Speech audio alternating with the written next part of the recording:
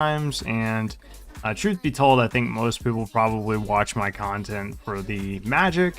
So of course I wanted to give you guys some more Magic and just kind of talk about some of the current things that are going on in the Magic community. I will wait to get into that so we can get into so we can basically get some more players in here and stuff like that to chime in. But that is something that I want to bring up and talk about because it's certainly something that was interesting that happened this week. So yeah, last time we played, we were drafting, and that is what we are going to do tonight, which is draft some Innistrad.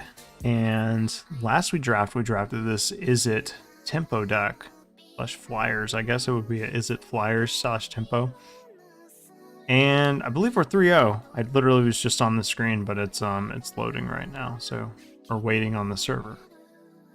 But I hope you guys are having a good night. It's Friday, fucking finally. God, I gotta tell you, Friday streams are the best because I'm just like, I don't have to worry about tomorrow. I don't have to think about shit. I can just play video games, and I don't have to.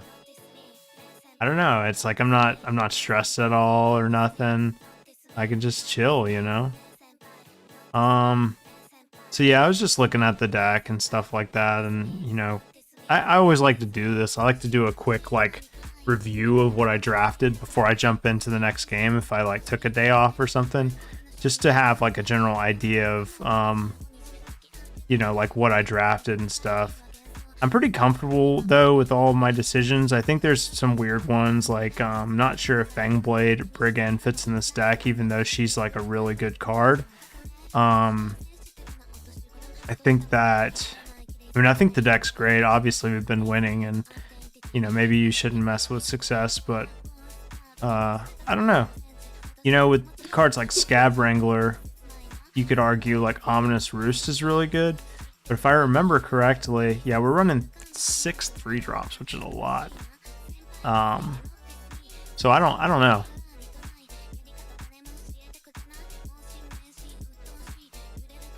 I mean, mana sinks aren't always bad, but in blue decks, mana sinks are a little less needed because you typically have a decent amount of card draw. And we do have ways to generate card advantage in this deck, so I think I'm just going to roll with the same 40. I don't think there's a reason to really adjust it. I think if I were to bring in any cards, it would probably be like looking at bringing this Ominous Roost in and like flip the switch, but I would have to tank out like Fangblade, and I don't really want to do that. It's just a good standalone card. Sometimes you need those in your deck. You can't just rely on like your deck having its perfect plan every time. Yeah, we're 3-0 right now, so let's get with it. Let's roll. Hope you guys are having a good night though. I'm thrilled to be off for the weekend and just relax a little bit, play some Magic and just chill. Magic streams are the best too, because I absolutely lose track of time when I'm streaming Magic. It's just like, this is my bread and butter. This is what I do. It's fun, relaxing, and just straightforward. This hand is not great. I'm gonna mulligan. Locked in the Cemetery is okay. Well, it's slow. Maybe it is worth hanging on to. It's a little slow and reactive, but like we do have Curve into Gale Drifter, and you know, slow and reactive isn't necessarily so bad if we have a card like Locked in the Cemetery, because if you attach this to a creature that has already attacked or whatever, it just keeps them tapped. So maybe against my better judgment, I'm going to keep this one.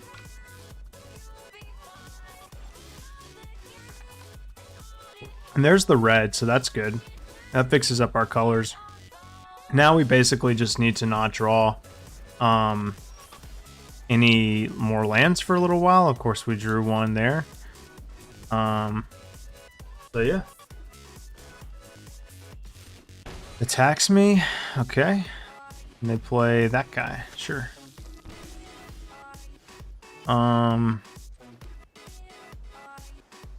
We want to just maybe kill this, or we could kill this.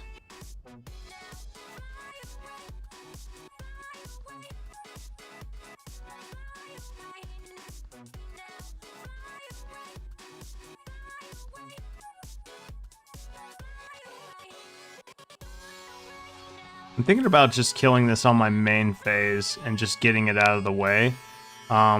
We take 1 more damage for leaving the vampire alive, but like this won't have anything to attach to, so that's kind of nice, right?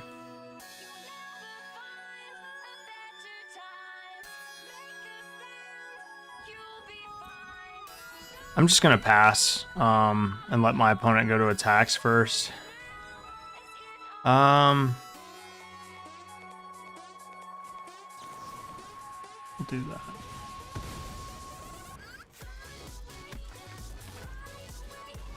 Sure. They're just going wide. Nothing wrong with that. We can play Gale Drifter this turn. They have a removal spell. It kind of sucks, but I mean everything else is kind of like. I mean Gale Drifter. Yeah, we're just gonna play Gale Drifter, and then next turn we can play Island. Patrician Geist and Locked in the Cemetery, and just sort of start to stabilize our board state a little bit. Yeah, that's what we were afraid of. The removal spell. But it's fine. It's a decent draw.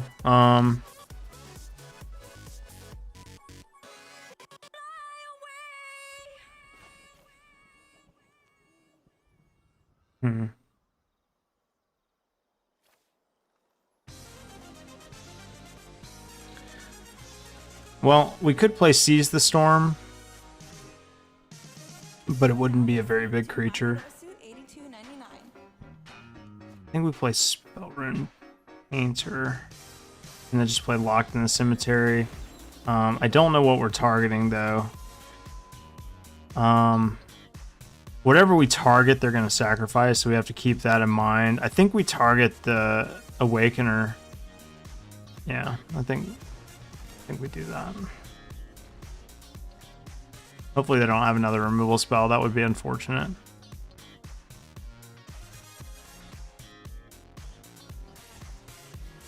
Yeah. They hit us for 5. And we are dead on board. Well, we're not necessarily dead now. Hopefully they don't have another removal spell.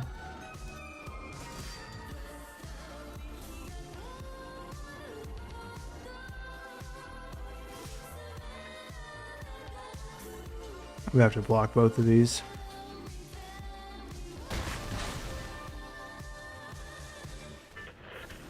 All right.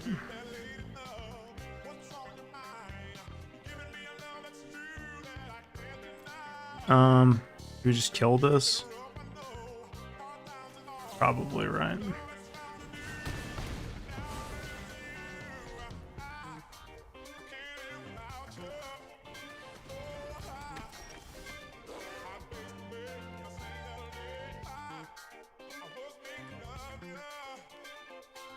Comes back as a 2/2.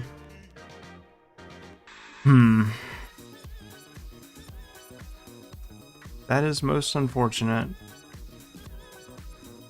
So maybe the best play is just like Seize the Storm. Whatever we play, we're gonna have to chump block, so we have to decide where our best chump blocker is. So I guess we'll just go with this.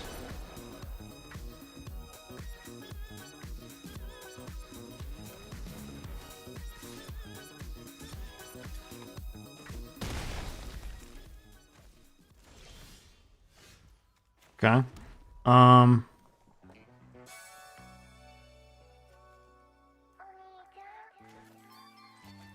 It's our strongest play here, I guess.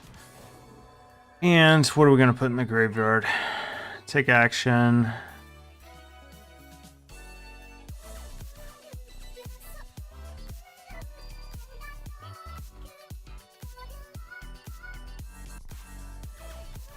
doesn't really do anything for us right now. We can put another Seize the Storm in the graveyard. Costs 7 though. And if 6 mana, we would have to draw another land. But it might just be our best play. Yeah, I think it's our best play.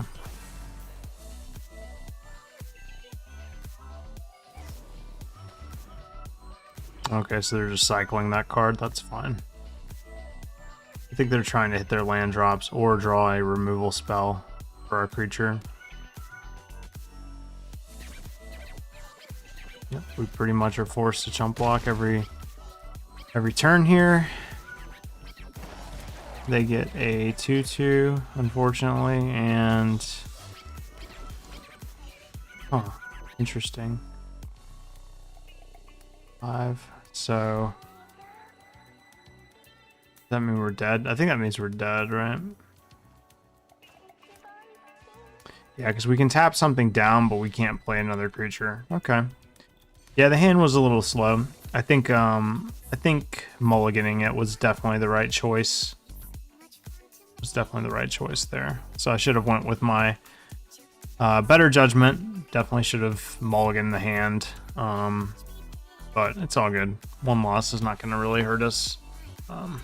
Plus, you know, first game of the night, got to warm up a little bit.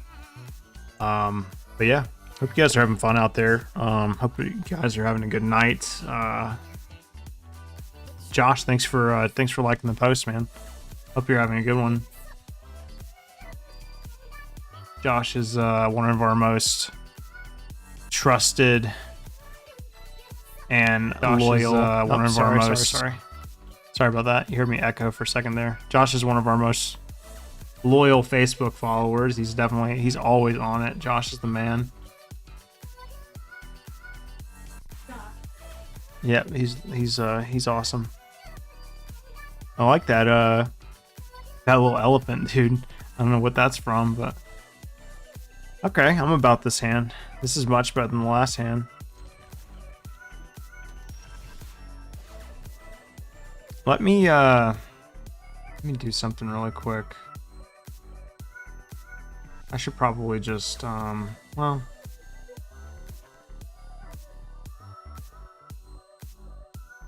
I gotta move my cam over because it's blocking my I guess it's not really that big of a deal, right? Nah, I wanna move it.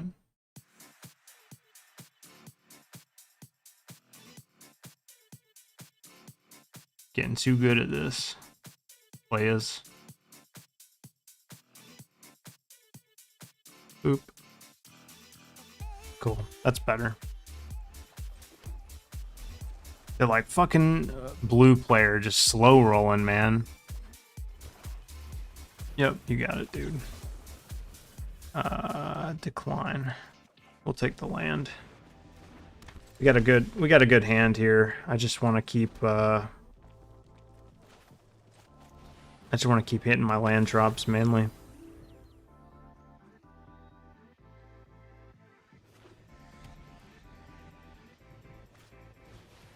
Yep, that card's annoying.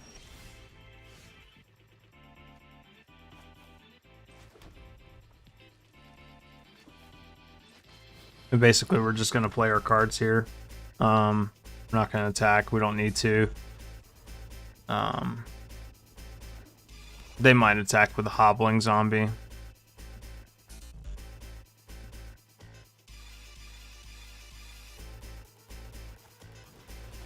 Flesh Taker, sure.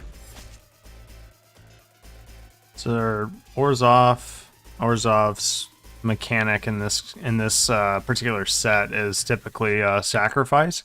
Although Orzhov, in my opinion, has some of the most powerful cards. Do I want to chump block here, or do I want to trade? I kind of don't.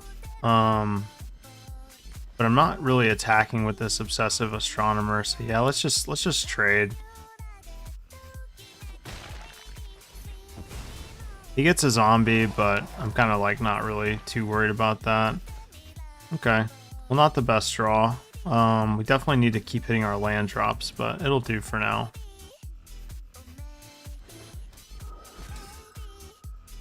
No attacks. We're just going to pass the turn. If they attack with the Flesh Taker, I'm definitely interested in blocking with Covetous Castaway. It makes them sacrifice a creature.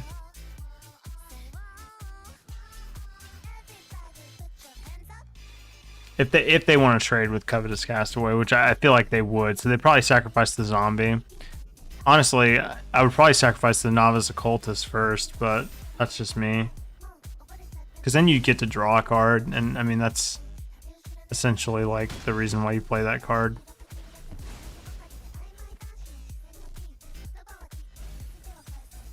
Yikes, we just milled 3 lands, guys. That's not good. Phew, that's some bad RNG.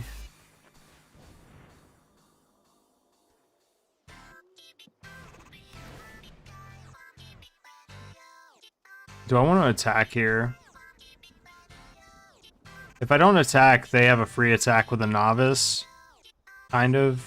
I'm just gonna stay. I'm gonna hold it back. I need to hit more land drops. I need to stabilize.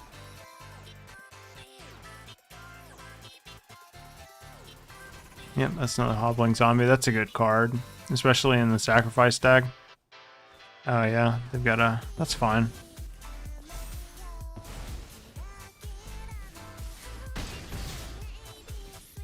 Yikes. Yeah, it looks like we're gonna get a little screwed on lands here, unfortunately. I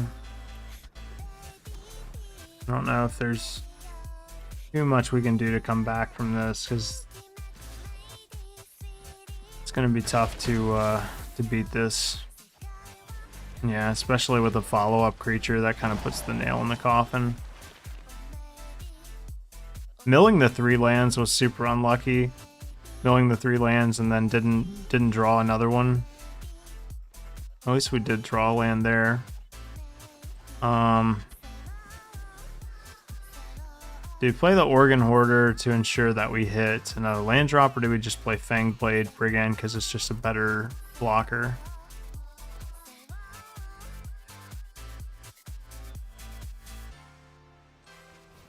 Yeah, we just play Fanged Blade here.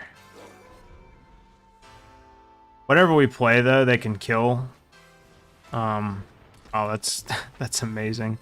So we're just dead, right? Yeah, we're just pretty much dead. Yeah, that pretty much all lined up really well for them. And us stumbling on the lands really definitely hurt us there. It happens. I definitely think our hand was really good. I just think our draws kind of didn't quite work out the way we wanted them to, unfortunately. Lawrence, Rachel, thanks for the like. Hope you guys are having. Do what? Also MVPs of the page. It's true.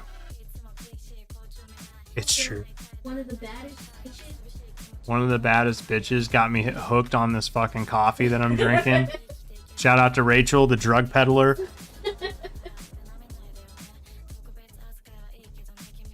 You brought drugs into this household.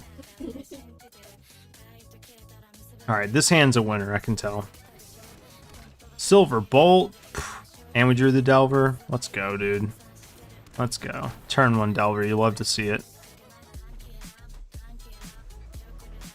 You love to see it. I feel like you have the removal spell in your hand that gives a creature -2/-2. And we flipped our Delver.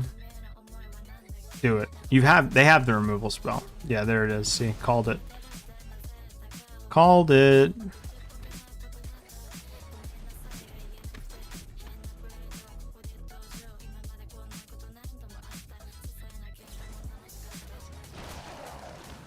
I don't know about that one. Seems a little strange.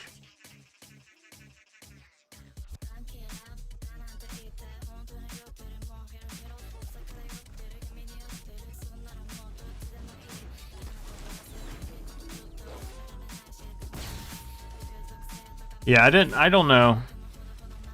Are they trying to reach for a land? Is that what they're trying to do? They're trying to hit their 3rd land drop? Oh, they're playing Esper. Yeah, and they're trying to hit the third land drop. Yeah, this isn't going to be good for you. It's going to be quite bad.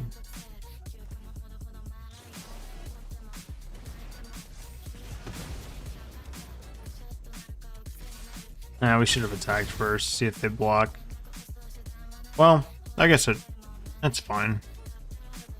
You gonna kill the Spell Rune Painter? Yeah, sure.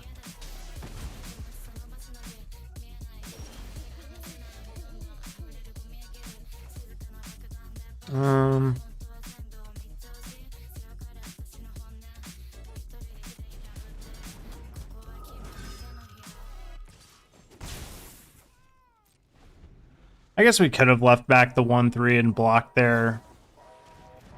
Sure. Good draw. Well.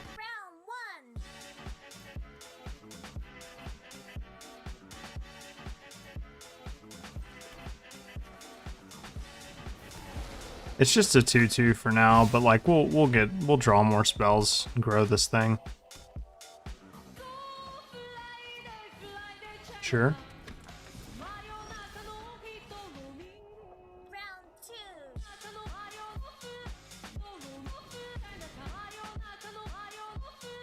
They have the counter spell? They do. Okay. I mean, I'm actually kind of fine with that, honestly.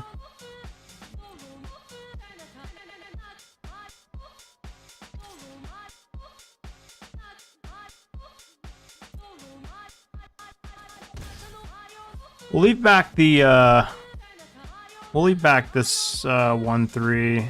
I guess I can just go ahead and use my mana, huh? Just go ahead and do this. Tap it down. Suppose it was more correct to attack then. If that was the case, I probably should have thought that one through a little bit.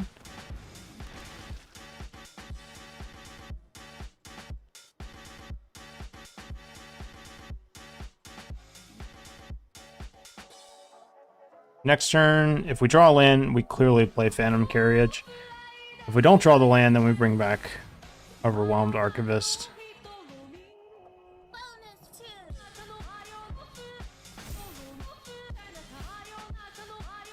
No land.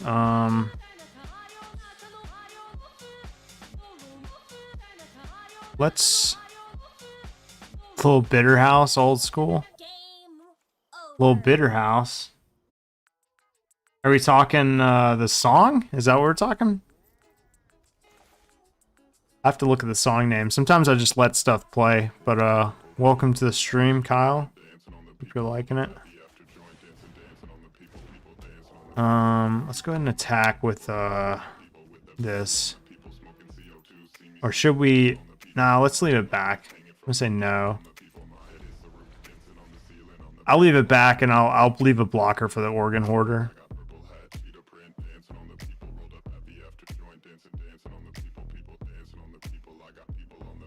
Because we have Secrets of the Key, we can pump our token here, block with it, trade.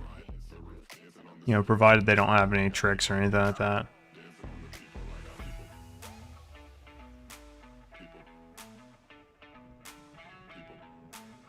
Redeem no cursing. Okay, no cursing for 5 minutes. Is it 5? I don't know if we ever agreed on a time.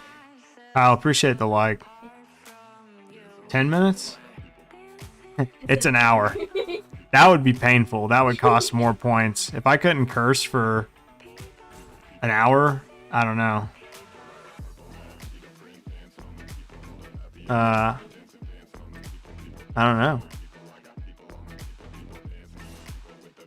Okay, so they did take our bait. We're gonna block. Cast this. Trade. Maybe. Yeah, trade. They drew their planes. Oh no, I forgot about that. Too much time had passed. Forgot about that card. Whoops.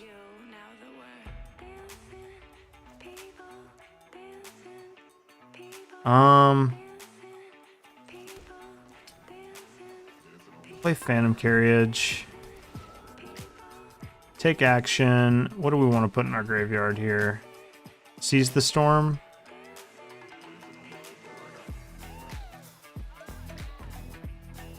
View browser.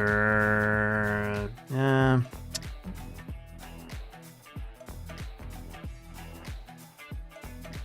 I like Gale Drifter, honestly.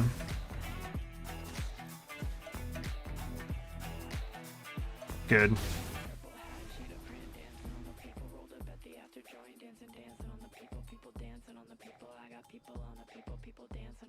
We might actually get this just based off of like just in the air tempo, you know, like we're dealing a whole lot of damage. We're dealing 6 next turn. They have to do something quick here. They are getting a lot of zombies, but we have blockers.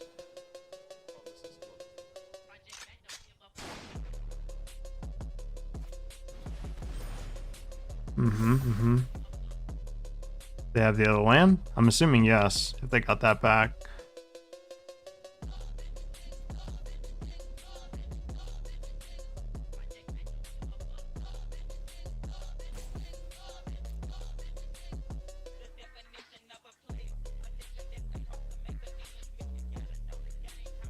They're really tanking on this one. Okay.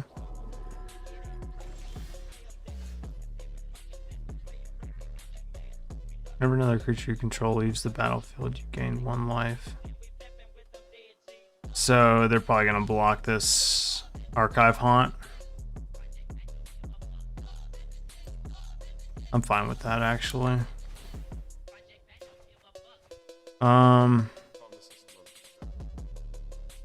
Yeah.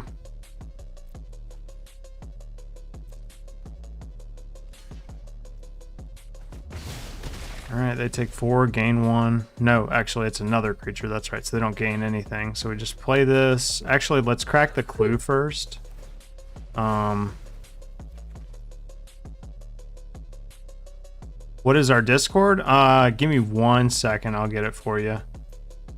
So we definitely want to do this. That is the Facebook chat. Do you want it? Can you link it? Alright, I'll have my associate, and I'm just kidding. I'll have my fiance post it for you. Appreciate it, Scott.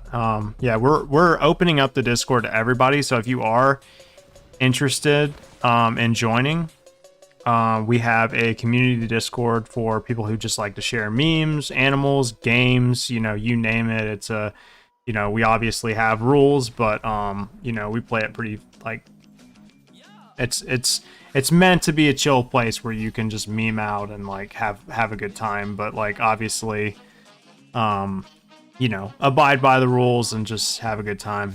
Yeah, and you know, we talk about Magic, we talk about lots of games in the Discord. Lately people have been talking about New World a lot because that's the one we've all been on, but you are more than welcome to join, and we appreciate you being a part of the community, and hope that you are having a good weekend so far.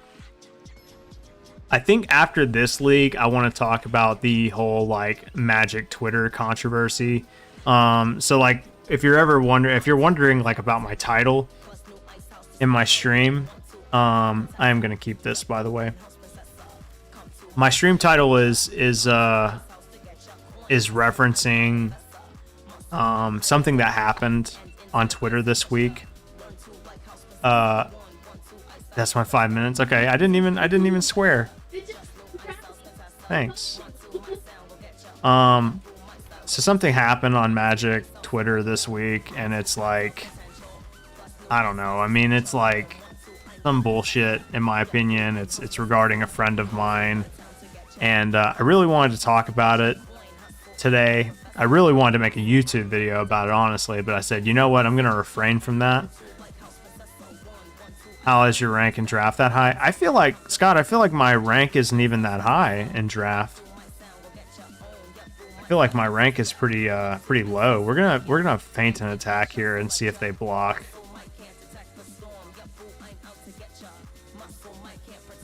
Okay, they did take the damage. I feel like my rank isn't even that high. I feel like my rank is kind of pathetic, but it's because I don't really play a lot. But I will say that when I do play limited, I pretty much win. I get my 7 wins and I move on to the next deck most of the time. This time we might actually not do it though, because I'm like, I've already taken 2 losses. Okay, so we can discard some cards. Do we want to discard anything? I kind of don't want to discard my land. Maybe it's just locked in the cemetery, or maybe it's nothing. Yeah, I'm not going to discard anything, actually. That's a good draw. It's just... Okay.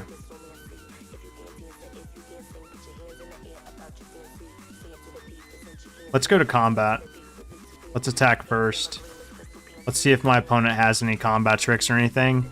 We're going to bait out a combat trick because they passed with 6 cards in hand. They have something to play, right? This is just basic deduction right here. They have something to play. They have 6 cards in hand. They have a creature that gets a +2/+0 if they cast an instant or sorcery. So what they're going to want to do is they're going to want to block, and they're going to want to cast something and 2-for-1 us here. They're probably going to want to kill the Obsessive Astronomer, and in response, we're going to kill the Festival Crasher. Yeah, see what I mean? So that's fine, actually. We'll let this resolve. Then we'll do this. You might think, oh, well, you could have gotten more damage, but like this is playing around everything. This is, you know, yes, I missed out on 2 damage or whatever, or I guess 3 damage. But it's the tempo is what's important here. We'll play this. And our game is actually looking pretty good now.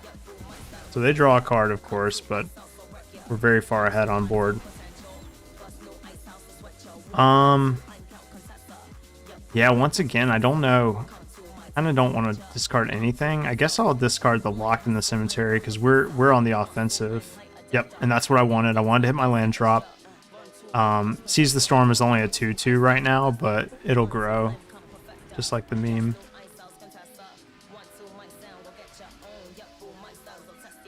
And we can cast Seize the Storm, tap this down, and attack for 3, so that's cool. Or we can trade for something, but I think almost certainly it's not worth it to trade here. Okay, we drew the other land, which is not necessarily good, but... Tap this. 1, 2, 3. Attack. I'm down 13. So yeah, like I said, I want to talk about that Magic Twitter nonsense tonight, but we'll do that in between because I really want to break this down in depth. Because I've wanted to talk about this. It's been bothering me. I've talked about it a little bit on my Twitter. If you go to my Twitter, you'll see a little bit of my thoughts on it. But basically, I've kind of had it with Magic Twitter, if I'm being honest. I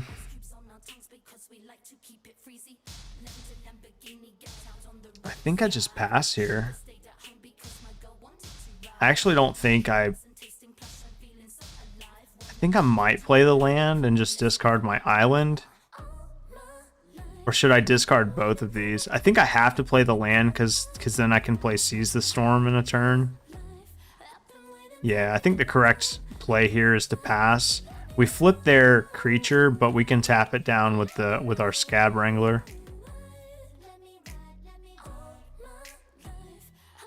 So I think it's fine. Consider, sure. Solid card.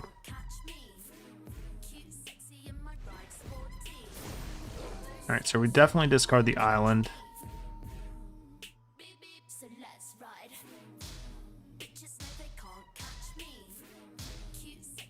Yep. Okay, so we cycled that island.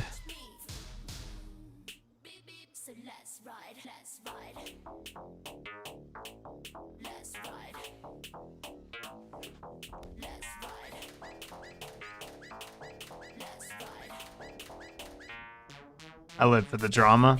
Yeah. The drama's fun. Like, don't get me wrong. It's fun watching, like, you know, people fucking go nuts. But, like, to what extent? You know what I mean? Like, it gets...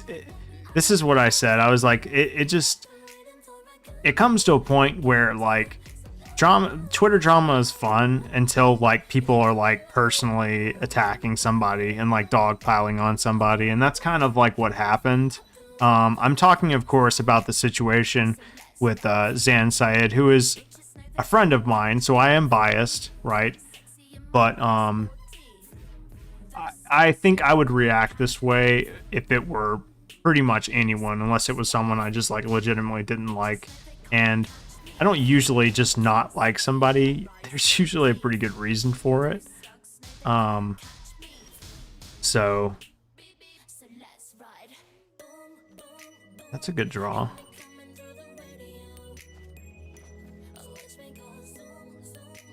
So we do this.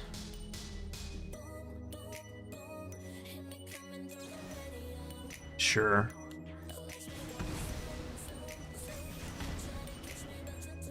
That sucks. That is unfortunate.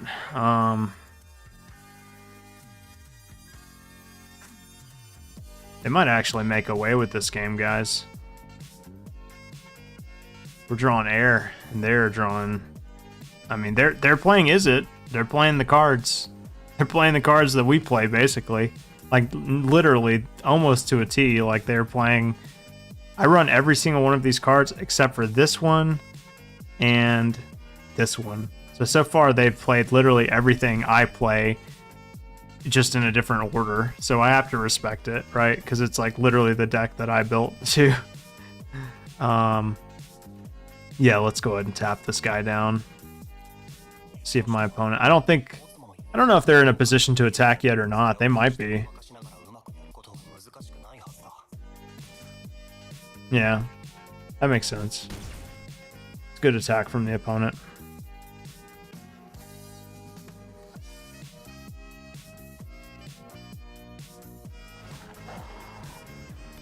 Yeah, they are literally playing the same deck as me. So I respect it. They make good card choices. Yeah, we're just fucking drawing nothing over here.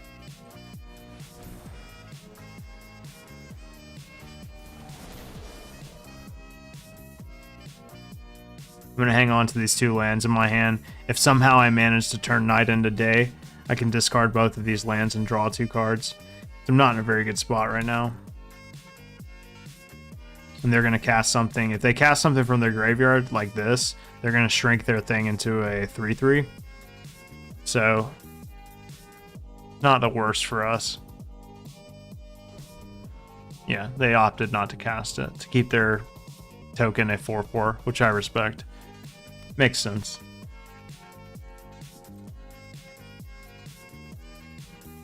We're going to let them go to attacks here and keep up some blockers. If that's all they're gonna attack with, I think I just let that one slide. Yeah, we're gonna no blocks here.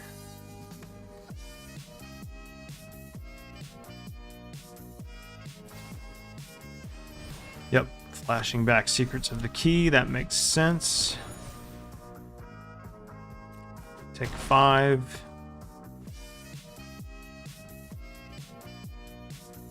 Tap down the wolf here.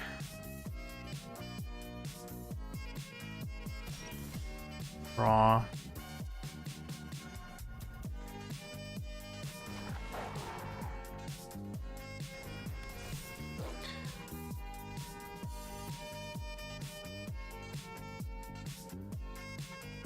think if there's any merit to attacking here.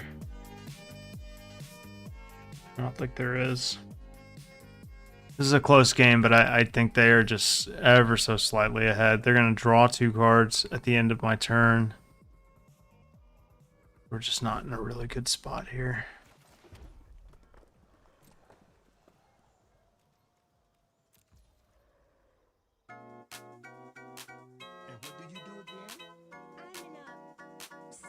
I think this might be another turn where we have to let them go to attacks and then just tap something down afterwards.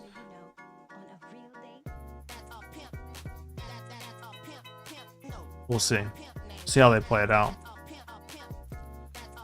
I think they're just going to crack the 2 clues that they're in step, which makes sense.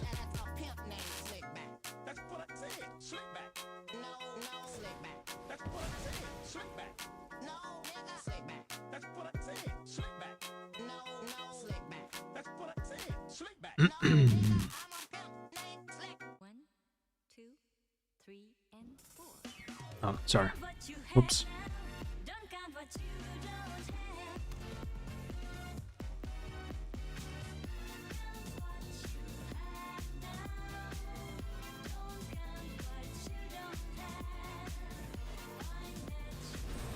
Main phase casting Seize the Storm. Sure. Well, that shrinks their other token. Right? Is it in exile too? Oh, okay. So it isn't. Okay, that's cool. I actually didn't know that for some reason. Yeah, I guess let's let them move to attacks. They attack for 5. I think I'm just gonna go ahead and chump block this, honestly.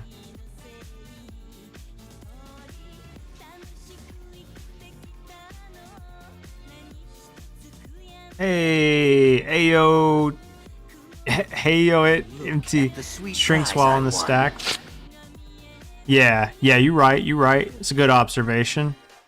I just, for some reason, I was thinking in my head that it doesn't grow when they're in exile, but yeah, once it's out of the graveyard for that brief interaction, it shrinks. You're right about that. Thanks for the follow, by the way. Welcome to the stream. I don't really want to trade my Spellrune Howler. So maybe I'll just... The Embodiment of Flame is good because I really want to keep... yeah. I guess we do it like this. Full control. And we'll just tap down something before damage. Hopefully they don't have another spell. That would suck. But they do have 4 cards in hand, so it would not shock me. And for this reason... Yeah. See, I was kind of like, if they do have another spell, I'm like kind of done anyway. Played it last night and almost freaked out because my token had been in combat that turn. Oh, yeah. I can't say I've never done something like that. I definitely have. I also have messed up that interaction before where I thought that like a creature of mine was smaller than it actually was. Because I thought that it said spells and instants and sorceries in your graveyard, and it actually said instants and sorceries in graveyard and exile. I proceeded to play in the this was at a Grand Prix, by the way. I was playing Is It Phoenix in Standard. I actually almost top 8'd that Grand Prix. I got very, very close. I was like one of the few people there with Is It Phoenix. It was awesome. Don't you just love doing well with the deck when you're like the only person playing it? It just feels so gratifying, like you made the correct decision. But anyway, I kept like early on, I was like fucking up an interaction where I like wasn't counting one of my creatures' power right. And I realized that I was counting it wrong, and so I was like, okay, like I have to remember that. And then my opponents proceeded to keep counting it wrong, and I kept using that as leverage because they would think that I was attacking for an assumed amount, and then I would be like, no, it's actually this, and they were like, what the fuck, it's graveyard and exile? Like, how does that make any sense? And I think that's just something that changed over the course of time in Magic. With text, 3/3 went down to 2/2, but luckily I only had 1 damage on it. Yeah, so like, you fucked up, but it didn't really matter because, yeah, we've definitely all been there. All right, I'm going to take a brief second to talk about something that I wanted to talk about. So let me bring it up because let's see. I want to bring this up because we're going to talk about Magic Twitter for a little bit, just briefly. I'm not going to go on a huge rant about this, okay? Because I don't want to spend a ton of time on it, because honestly, it's been talked about to death, and I don't think it deserves like a ton of attention or anything like that, because it quite frankly has already gotten enough attention. But I wanted to take a little bit of time to talk about this today. I actually wanted to make a YouTube video on it, but I was just like, man, that's kind of a little much. I wanted to talk about this whole Zan Syed situation, okay? So for people who know me, or are familiar with my content or whatever the case is, Zan and I are friends, okay? We're not best friends. We don't talk every single day or anything like that, but we're friends. We've played together. Zan has helped me a lot in the past. He helped me top 8 a classic. I credit him for that. He has helped me with advice in the past, and we have play tested together. He's basically coached me before. I'm not afraid to admit that. Magic is a sport for all intents and purposes, and in sports you can't learn without having a mentor, without having a coach, right? Or multiple coaches. So in order to get better at this game, oftentimes it's imperative that a player has a mentor, right? So if Zan has mentored me in the past, because I acknowledge the fact that he is a fantastic Magic player, right? So, and Scott, I'm getting to that, man. Trust me, I'm getting to it, because I agree totally. And here's the thing: if you're not familiar with what happened, Zan essentially sent out a tweet about he was watching Worlds. He was actually co-streaming Worlds, and I was watching it. Where's the original tweet at? I was actually watching this stream. Okay, and the whole time, Zan and there was another streamer that was involved in it, not in this tweet or anything like that, but they were both streaming together, right? And they were just doing commentary on Worlds, and they were watching the event and stuff, and I watched for a while, because I frequently watch Zan stream and just kick it with him, because quite frankly, he's an incredibly hard worker. If you didn't know this, I don't know how far this dates back, but he actually has the most hours streamed out of any Magic player. The most hours. Think about that for a second. Think about all the great Magic streamers and content creators out there. You have Caleb Durward, you have Doom Switch, you have all these great content creators. You have Aspiring Spike, Evart. He's a friend of mine as well, who makes incredibly good content and has made leaps and bounds. And Zan still is has the highest time stream. So the guy works hard at Magic, okay? And that is one thing that he may not publicly advertise, but as a friend, I can tell you that he is a hard worker. He is somebody who embraces the grind. He's, for lack of better words, he's obsessed with this game, okay? And sometimes obsession can lead to incredible productivity, incredible results and stuff like that. And other times it can lead you to saying things that might initially come across as maybe a little tone deaf, or brazen, or borderline insulting, whatever the case is. But here's the thing about tone. When you are reading a post on social media or on a website or on pretty much any digital formatting, you cannot detect what kind of tone that person is having based off of like one or two sentences, right? You have to read like a good bit before you kind of get the gist of like, are they playing around? Are they actually being malicious? Where is their mind at when they said this stuff? Because I know Zan personally, I know how he acts and I know how he operates. This tweet that he made was not malicious, okay? This is just who he is as a person. He's not trying to, I will be the first to tell, and Zan will tell you too, anybody can tell you, he's not insulting Andrei Ostrowski. I promise you. I promise you he is not insulting him. He is not targeting him. It wasn't personal or anything like that. And if you want to find out more about any of this stuff, you're welcome to watch the video. It's quite a long one. I think he made like a 25-minute video on it or something like that. It's quite lengthy. But he explains all of this stuff. okay? Like it needed an explanation, right? Do I think that maybe he could have phrased this a little bit better? Sure. Hindsight's 2020, right?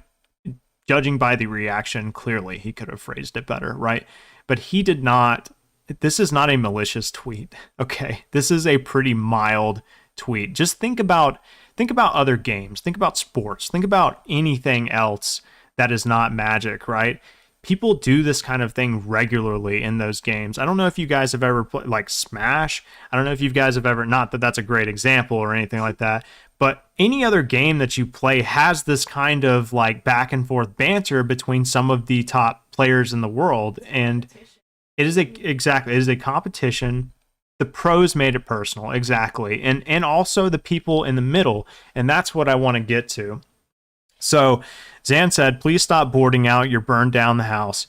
In the mono green matchup, Goldspan Dragon is trash. Now, if anybody should be offended by this tweet, it's Goldspan Dragon. So I'm sorry, Goldspan Dragon, that Zan said this, but I don't think Goldspan Dragon is trash, but I know what he means. He means it's trash like in the matchup or whatever the case is. But nevertheless, right?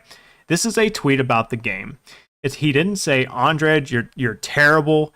You shouldn't be in Worlds. I should be there instead. He didn't say any of this stuff, right? But a bunch of people implied it because Zan, as a known Magic content creator, he's a former SCG professional. He is a very competitive player, and he oftentimes, says things to generate hype, right? To generate hype. Like he's said things in the past, like, they need to ban this card because I just got #1 with an insane win rate on MTG Arena Ladder, and this card needs to be banned, right?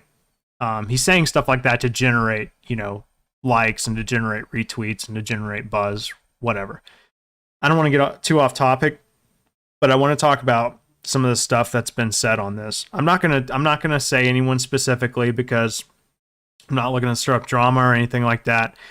But the way the community reacted to this is, I mean, guys, it's tacky. It's absolutely tasteless. And honestly, it's just like, it is just on brand with Magic Twitter, man. I just, like Epiphany or however you say it. Hot take, sure. Passionate, sure. But it's not an attack on someone's identity or person. Every other game has something similar to this. This is mild. Yeah, this is mild. So the reaction to this just kind of sums up how I've felt about MTG Twitter for a very long time. It is just way over the top, performative outrage. That's what it is. It's performative outrage because a lot of people see this kind of stuff and they see this as an opportunity to elevate themselves in the Magic community, right? They want people to notice them, and they want to one up the last person that said something, basically. So it's dogpiling. And it's like, hey, this person said, like, for example, this person said, Zan, I can't believe you said that. You need to unplug and you need to go out and touch grass, right? I got to one-up that. I got to say something, like, even more direct, right? I got to say, like, something that really hits home because I want people to know that I'm more woke than the last guy that just commented, right? So then it devolves into stuff like this, all right? I don't know this person. I don't know who this person is or anything like that. But, like, if this is what we are about as a community, I don't want to be a part of it, okay? This is not productive, all right? This is not... I've been playing Magic a long time, okay? I don't know how long you guys have been playing Magic. There's a lot of veteran Magic players out there. I started collecting Magic cards in Onslaught. Do you want to know how I started collecting Magic cards? I started collecting Magic cards because an older player started just giving me cards, right? And I played Pokemon at the time, and Magic cards were like kind of seen as like this was around the time where people were like not sure how they felt. Like news networks were talking about Magic because it featured like pentagrams and stuff. But it was sort of after that, I guess. But people were still unsure. Like parents didn't like it that much. I went to like a Catholic school. But I loved it. I mean, I was collecting Spawn comics and stuff like that, so Magic was like right up my alley. And that's when I started playing Magic, and that resonated with me because he gave me, I mean, he was just giving me bulk, but like I loved it. I loved the art. I didn't know how to play, but I just collected and stuff. And that's when I got into Magic, right? I always strive to create a community that is sustainable and welcoming to new players. This type of stuff is not a good look, okay? It's not good for the game. It's not productive. It doesn't actually get after the point. I mean, if you had a problem with the tweet, address the tweet. Do you have to devolve it into personal attacks? Is what I would is this better? Is this comment, and there are other comments like this one, so I'm not singling out this one individual, and sorry if I didn't blur his name or whatever. I don't really care because they should own it because they said it. But is this the type of thing that we deem as better? Like, is this higher or better than saying Goldspan Dragon is trash? Attacking someone's personal character? I don't, to me, Magic the Gathering is going out of town with your friends and playing in a tournament, right? Enjoying yourselves in a city that you've never been, meeting up with the other friends, seeing people that you hadn't seen in months, checking in on each other. Hey man, how you doing? Or hey, like, what's up? How you doing? What's your record? What are you playing today? What are you guys doing later? Oh, that IO2 dropped. Oh well, I guess I'm just gonna play in side events. Hey, can I borrow some cards? Sure. Magic to me is like that community, that bond between players, that understanding. It's going to FNMs, it's having a good time. What I always used to do is I would go and play limited at my local FNM, and I would draft decks, whatever I would draft and stuff. By the end of the night, I'd get my prize support and store credit, and I would take all of the cards that I drafted, and I would give them to the youngest or newest player at the store. And I would just say, here, have them, enjoy, have fun. And that little act of kindness, it wasn't much, you know what I mean? And that little act of kindness will resonate with people for a long time. It makes players for life. This type of stuff chases people away from the game, honestly. If I'm on the outside looking in to the Magic community and I'm like, am I thinking about getting into this game? This would really push me away from maybe getting involved. I would look at another game to invest my time in. I just wanted to address this, guys, because like what Zan said is not really that big of a deal. It's not. And the way the community reacted was as expected. It was, like I said, performative outrage. Nobody was really mad. Everybody just acted mad. And it was basically a woke contest. It was, how can I use what Zan said to elevate my own status in the community? And it's disgusting, some of the stuff that people said. And I'm not saying that people don't deserve backlash for some of the things they say. I'm not saying that, okay? Let's make that clear. But this particular situation did not deserve the type of reaction that it got from the community. And of course, everybody saw it as an opportunity to dogpile on Zan, someone who was very passionate about the game. And he might not want me to say this or anything like that. I don't really think he would have a problem with it. But one of the things that I will tell you about Zan and my time playing with him and practicing with him and stuff like that is that something that always resonated with me that he said was that there's something to learn from every Magic player, right? And I thought to myself, why would he say that? He's clearly a really, really good player. Why would he say there's something to learn from every Magic player? Surely Zansei doesn't have anything to learn from the person at the, back tables playing, Commander with their friends or something with their casual deck. Like, why would he have anything to learn from that person? And as we talked about it and he explained it a little bit more to me, I started to see his philosophy. Zan says there's something to learn from every single Magic player because it's true. Whether it is personality, whether it is psychology, whether it is just interaction, social interaction in the game, treating people fairly with dignity, with kindness, being courteous, being helpful, you know, or having a good outlook. You know, sometimes if you're really, really, really good at something, you tend to get a little toxic because you get so emotionally invested in being good at that thing that your attitude kind of sucks.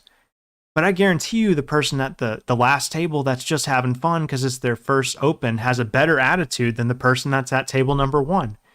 And that is something that you can learn from anybody, from the most casual players. Sometimes it's just about attitude.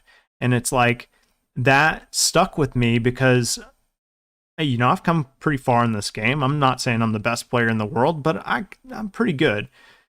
At least I think so. And I thought that I had learned pretty much everything I needed to know from like 90% of Magic players, and that I only needed to focus in on like players of high profile or high caliber, but that just wasn't the case. So there's always something to learn, but what I wanted to say that because he is not the type of person that is going to insult another player based on status or anything like that. He is a good human being, honestly. And this type of shit just is so stupid and off base that I wanted to basically clear his name because, you know, he's gonna explain it how he explains it and stuff like that. But sometimes people just need a little backup, you know. So I'm glad you guys agree, and I just want to get it off my chest. Want to play some games in another server I'm in? I may invite. Yeah. You can absolutely invite me. Magic is all about gathering. Yeah, absolutely. Magic is all about gathering. It's Magic the Gathering, right? You know, at its core, Magic is meant to be played, you know, really in any format that you enjoy. But like at its core, Magic was supposed to be like a game that you know, we use the term shoebox decks, you know. I don't know if you guys ever had this, but like when I was a kid, you know, you had your unsleeved cards. Deck wasn't legal in any format, you know, probably. And you had a rubber band around it. That's how you kept them together. And like you'd have a shoebox full of cards, right? Now everybody had a different way of keeping their cards, but that's what I think about, like shoebox decks, right? It epitomizes Magic, you know what I mean? I don't even know if that's like a word. I'm pretty sure it is. It epitomizes Magic because at its core, that's what it is. It's just meant to be a game to be enjoyed with each other. You can't play Magic by yourself, you know. You have to have an opponent, right? So yeah, everybody remembers those days, Eric. That's just what it is, man. Everybody remembers those days. Those are the good times when you have no idea like what cards are good and what cards are bad. I remember people used to explain to me, like better Magic players used to explain to me like what cards were good. And when I was a kid, I would be like 14 or something like that. And I'd be like looking at the cards that they would say were good. And I'd be like, what? Like, how are you saying this card is good? You know, and they'd be like, oh, well, you know, it has this, it has that. It's like a 3/4 for 3. That's a pretty good rate with upside, you know. And I'm just like, what are these words? Like, I'm playing Hypnox. You know what I mean? Like, do you guys know what Hypnox is? Hypnox, MTG is a card that I thought at one point in time was the best Magic card ever created.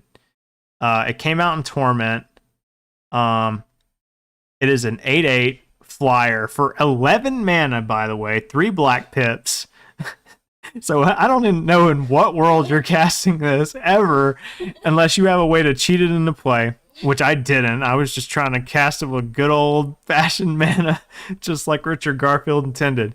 But flying, whenever Hypnox comes into play, if you played it from your hand, remove all cards in target opponent's hand from the game. Pretty strong, but by the time you're playing it, they probably don't even have any cards. And when he leaves play, return the removed cards. So it's like not even that great. It's like a kite sail freebooter. Carnophage? Yeah, Carnophage was actually good. We're talking about cards that were never good. Like, and that's just my point, man. Like, I didn't know what cards are good, and there was a point in time where, you know, no one did, right? Like, we all have to get past that step, but like, we always remember that part of us, you know, we always remember. And to me, that is what Magic is all about, because you see a little bit of yourself in newer players, right? And I'm always concerned about newer players, and I know for the longevity of the game, Zan is worried about new players, and other people are worried about new players too, and what their perception of the game is. And the game is changing. It's changing. It's moving more towards a digital format. You may have your opinions about it. I know I do, but just keep in mind, none of this was made in like malcontent or anything like that. This whole situation exploded. And I don't like how Magic Twitter responded. And I just want for everybody to please, if you take away anything from this, if you see this type of like personal attacks on people, don't condone it, okay? I almost said the opposite one. Don't condone it, okay? Condemn it, okay? Because this is what's going to ruin our game, is when people are being just extremely toxic and making personal attacks against somebody who literally just said something about the game, about a card, for fuck's sake, okay? Don't let people like that be, like elevated in this community or whatever. That's all I wanted to point out, guys. So and Scott, yeah, send me that invite. Obviously I won't be able to play tonight, but I'd definitely be interested and at a later date for sure. So we'll hit up another draft, but I'm glad I got that off my chest. I feel better. Been wanting to talk about that for a little while. Kids start playing, new generation comes in, etc. Meta and audience shifts are inevitable. Yes, exactly.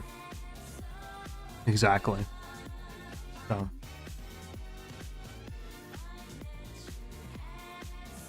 yeah, I mean, I think I said what I wanted to say about it, and you guys are welcome to disagree with me. You don't have to agree with me. It's okay. Like, I don't blame you for disagreeing with me, but I always make it a point, no matter what it comes down to, I try my best, and I'm not always successful, to not attack someone's character or personal whatever, okay? Because to be honest, if I'm doing that, I've stooped too low, and I just need to block that person or mute them or whatever. So yeah, it's when it gets to that, I just say move on, So what do we got here? We got a little 1 mana 2/1, a Savannah Lions with upside. I like this card actually. Very aggressive, very strong. We got an Eaten Alive in this pack. I don't necessarily like pack one, pick one black common. I think most of the time I do lean towards picking the rare, especially if it's a monocolor card. So we're going to take the Pit Fighter here. It's just a good card, in my opinion. You can play it in blue-red. You can play it in black-red. Ooh. Got a Dreadhound here. We got a Vampire Socialite.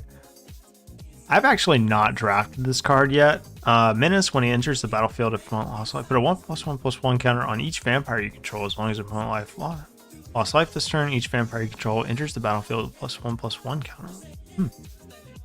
Very good. There's also a Moonrager Slash in this pack. This pack is actually very good. I'm in between that and the Dreadhound. Part of me is like, don't draft the Rakdos card, just let it wheel. Synergy, yeah, Synergy. Yeah, I like that. Maybe it's a little aggressive, but and we have some really good white cards in this pack. Hey, this is a very good card. White red is definitely a thing. This is also a good card, and it would be our third vampire. There's also a Falcon Wrath Perforator, which is really good for triggering effects like this. So let's do this. Let's take this, and if we have to shift to another color, we definitely can. This card's very good.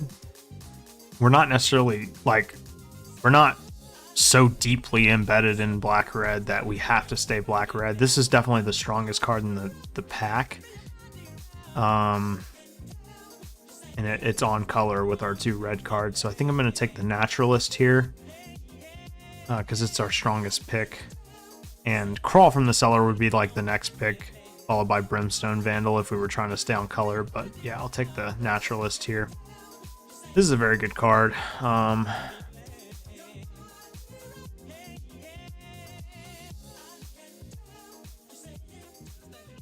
Consider I like a lot. I think I'm just going to take the Death Bonnet Sprout. We might just be green-red, guys. We'll see how it all plays out, though.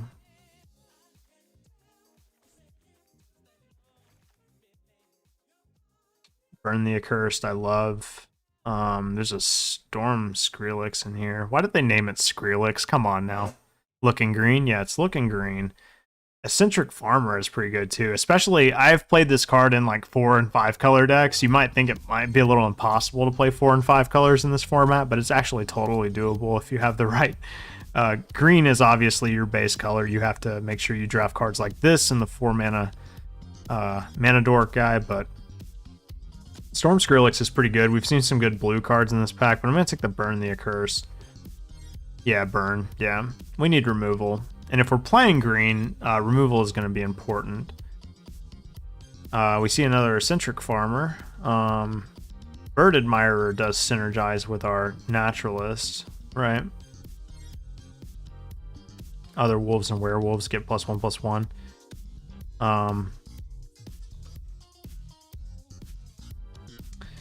Mounted Dread Knight is better than it looks.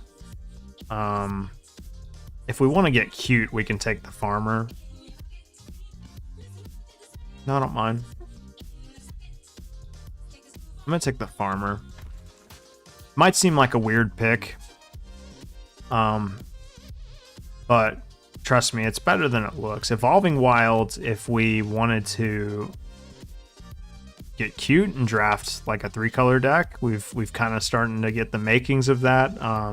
Obsessive Astronomer is good.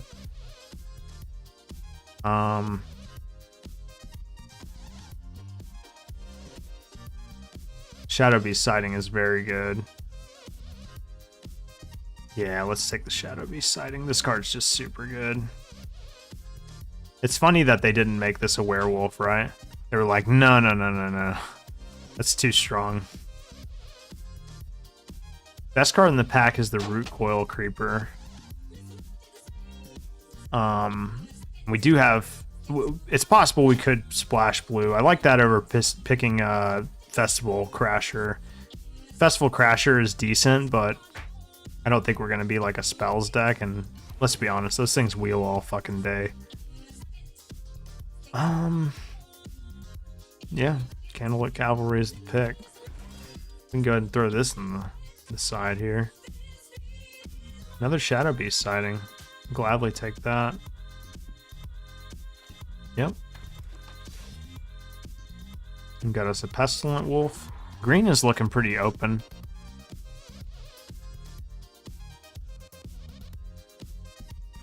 It's too bad we're not playing best of 3, huh? Oh, this card's very good. What do you guys think? Can we get cute and play Teamer? Green is very open, yeah. I mean, we do have another blue card.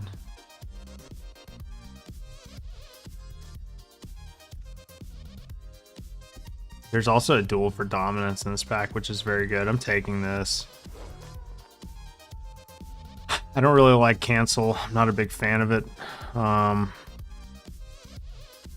Other cards in this pack aren't amazing. I like the Death Bonnet Sprout. We already have one, but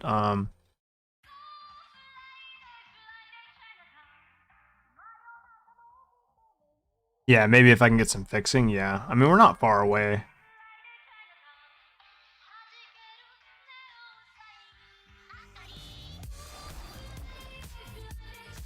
Ooh.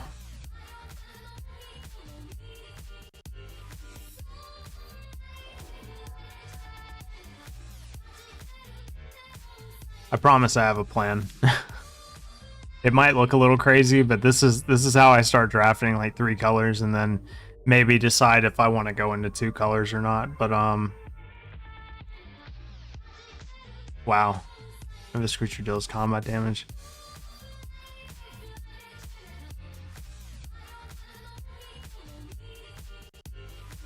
How many creatures do we have?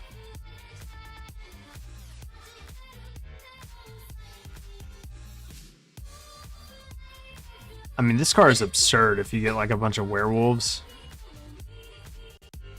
We'll see. We'll see. Ooh, play with fire. Yeah, if we can get the mana. If we can get the mana for this, we'll be in business. Something teamer. But otherwise, I think I'm probably just gonna lean towards just playing blue-green, I think. Maybe blue-red, maybe, or black-red, or god damn it, green-red. Gruul. Yeah, Moon. Yeah, I agree, Eric. I think Moon was the pick. It's just the most powerful card. I've gotten blown out by this card. Like, and it has flashback. It's dumb, quite frankly. It just basically makes, like, if your opponent is ahead on board, it basically makes their next two attacks like absolutely devastating.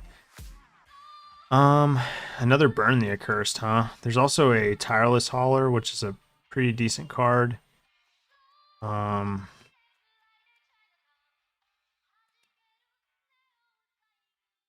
Guess we take the, I don't know, I mean, we've got one more pack. This is a strict upgrade over our Candlelit Cavalry.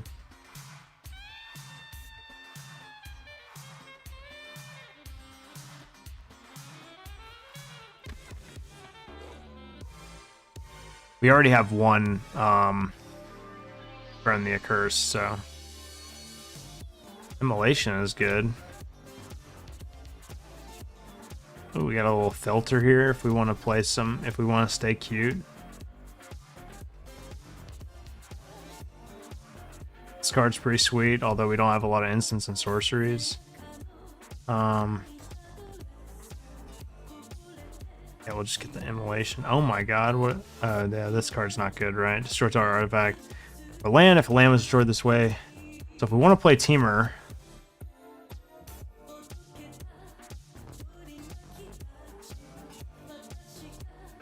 there's also an why is there an Evolving Wilds in this pack? All right, let's do this. Let's take this. And I think I might have an argument to play Teamer now.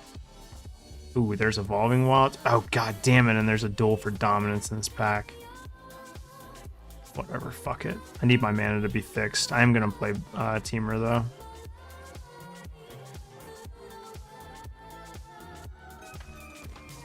I think I have enough like cards to make it work.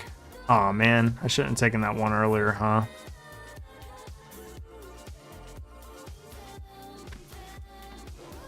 Ooh, sweet. Easy picks.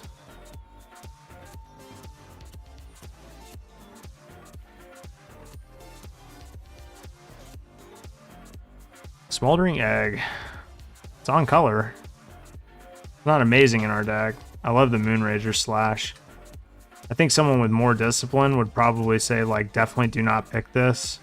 But it's a very strong card. So I'm just going to pick it. Book it.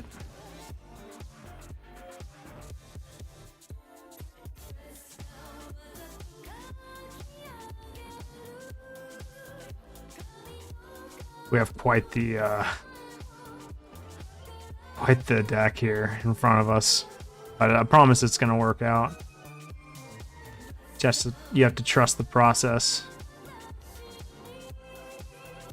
It's like just mono rare drafts. That's what it is. What is this card again? Oh man, this card's super strong. How greedy do I want to get here?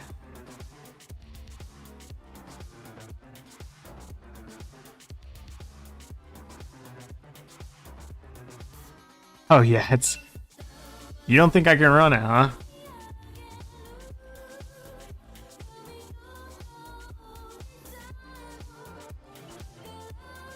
I don't think you've ever seen just how greedy I can be. We'll take it. We'll take it, but I don't know if I'm going to run it. We'll see.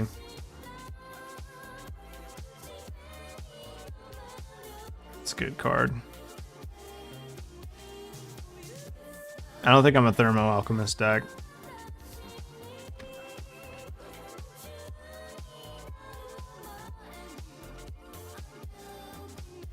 This card's very good.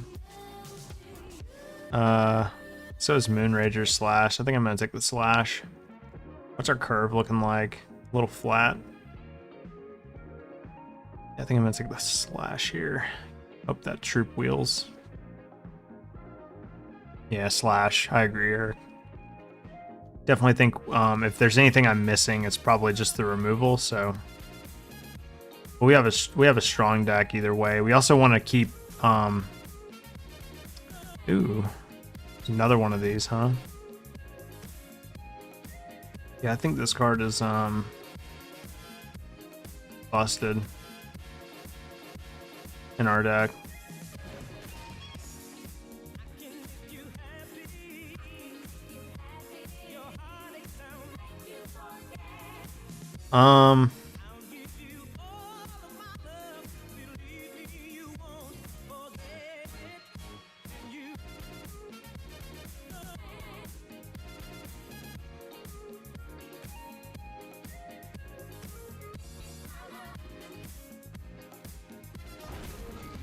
I don't think I'm gonna play it, but we'll see. God damn. Another one of these motherfuckers.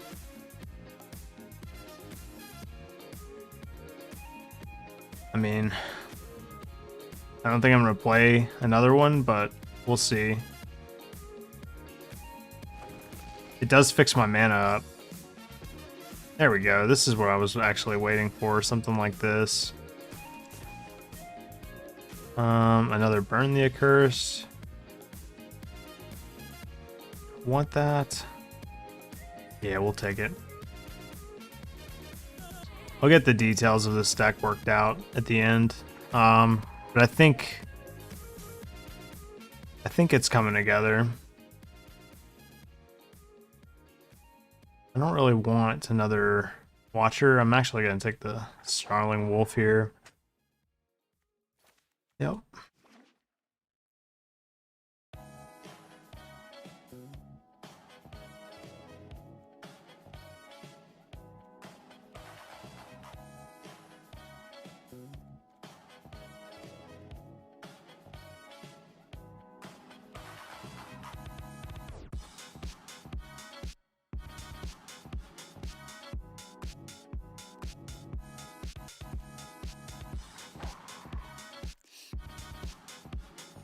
This deck is so all over the place. It's awesome though. I love it. I might have to cut the Pit Fighter. You have to sacrifice a vampire, right? Yeah, we're not really. I mean, at this point, it's just a 1 mana 2/1. Do we want the harvest? Don't really need it, right?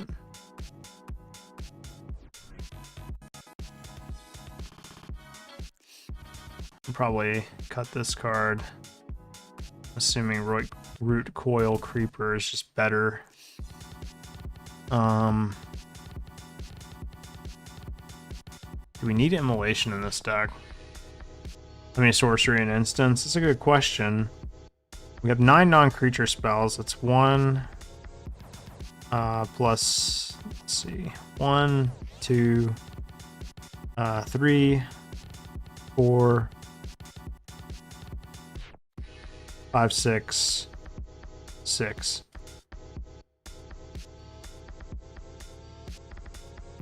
Maybe another Shadow Beast sighting is in order. Smoldering Egg cost is 7 to flip. So, but keep in mind, it goes off of mana base or the mana spent. So, like if we cast a Burn the Accursed, that's 5 counters. I think it's just worth playing, honestly. As stupid as it sounds, it's a good blocker. And once it flips, it's kind of dangerous. I think I'm gonna play Shadow Beast sighting though, because we have all of these Root Coil creepers. I think I might cut the Immolation. It's like a good little Oh, yeah, yeah. It's not like Thing in the Ice, yeah. I thought it was too initially when I first looked at it. Dire Strain, I don't know. Don't know about Dire Strain. The thing about Dire Strain is I destroy my own land with it, and I can go and get 2 basic land cards and put them in the battlefield.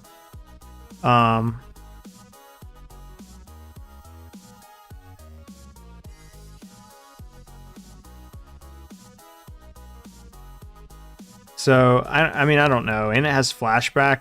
Like, the way I see it is like it's mana fixing.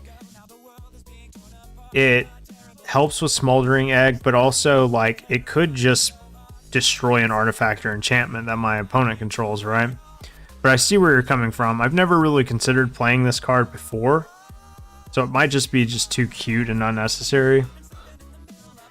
I'll cut it. I kind of agree with you. I think that it might just be unnecessary. And you know, we'll see. We'll see how much we need it, but pretty split across my colors here. Not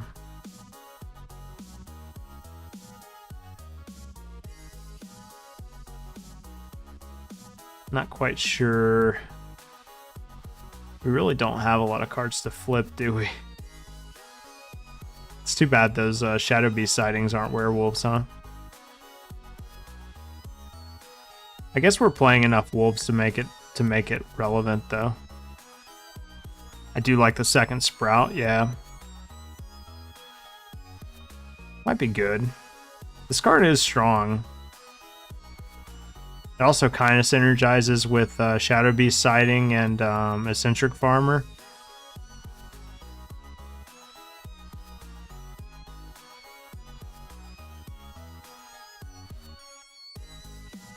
Makes the bottom of our curve like really aggressive.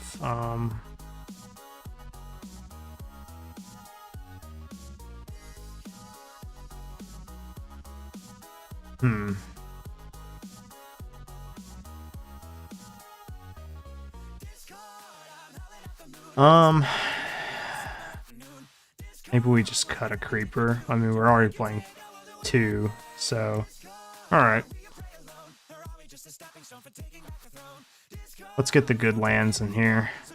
Can't win without the good lands. AKA the only lands that I really have that like look halfway decent. I'm so jelly that like I haven't really been playing Arena, so like my lands just are crap. So when I see people with like awesome lands, I'm just like, damn you. Damn you and your cool lands.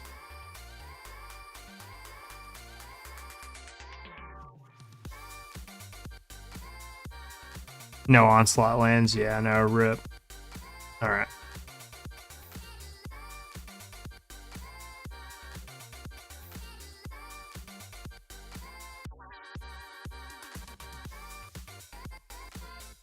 Femur or something.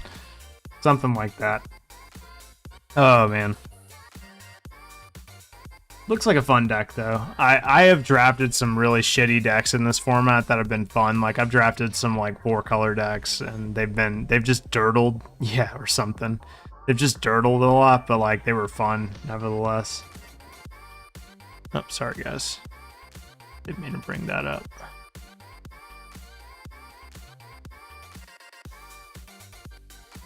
Alright, what's our hand looking like here? It's looking like we can't cast anything. Yeah, I'm gonna have to ship this one.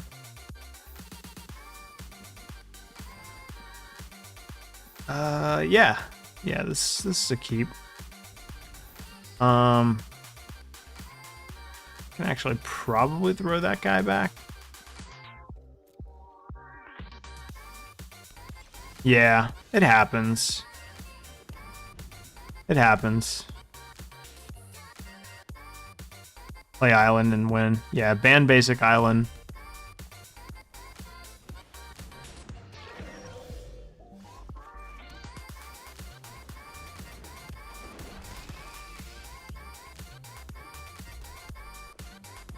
Alright.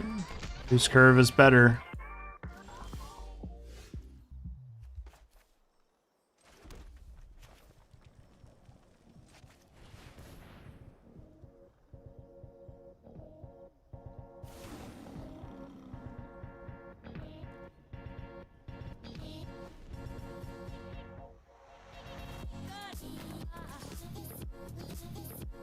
I mean, sure.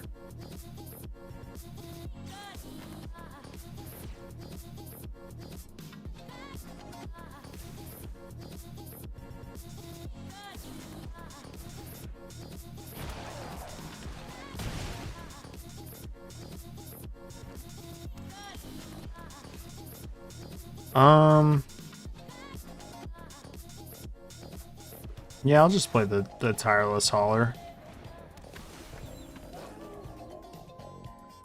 I mean, I could have played the Evolving Wilds there and made sure we could cast our Shadow Beast sighting, but interesting attack with the zombie.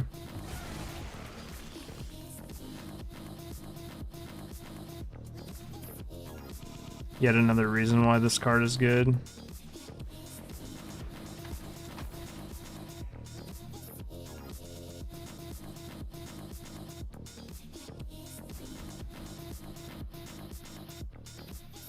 Just gain some life. Still won that, yeah. And they're using a lot of cards. Sure.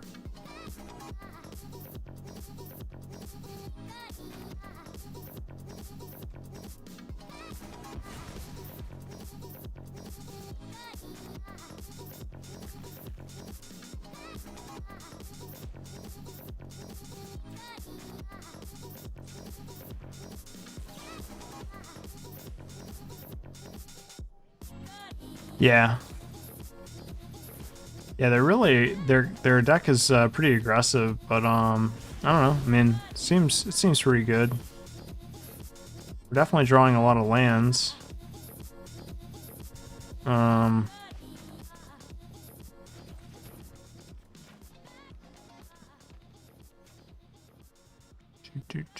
Well, we can't really attack here, can we?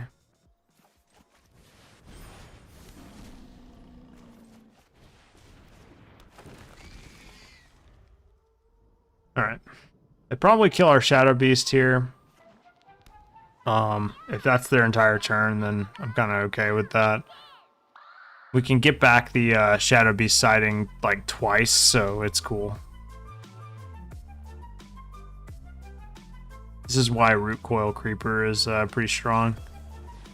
They're actually going to kill. Okay. Sure. I don't know if I agree with that, but what does this do? This exile it, return target card with flashback from your exile to hand. Okay. Attack.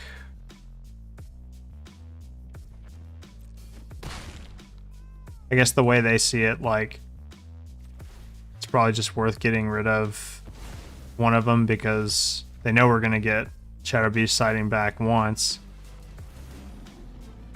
So, it's, I mean, I don't know. Effectively, they kill two of these in the long run by getting rid of the Root Coil Creeper.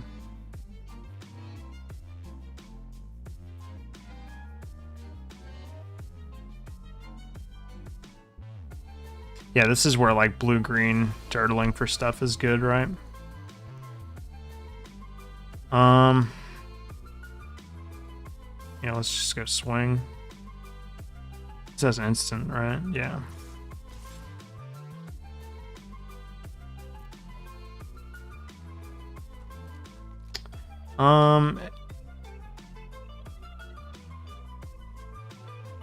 Yeah, let's just let them go to blocks. That's fine, I think.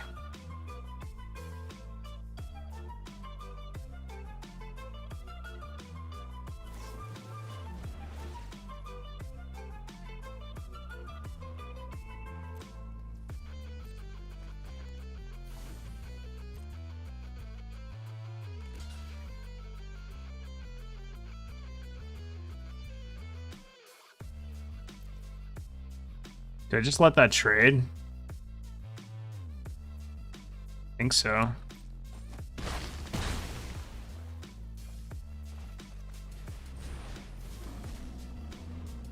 Yeah. I don't really feel a need to kill one of those. I mean, we can save the Moonrager Slash for another creature. Man, those little elemental dudes for 2 are like the business. Super good.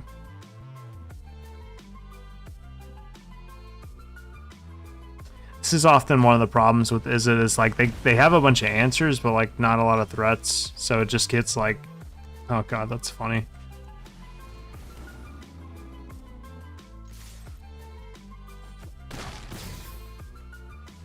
Yeah. Well, it's daytime again.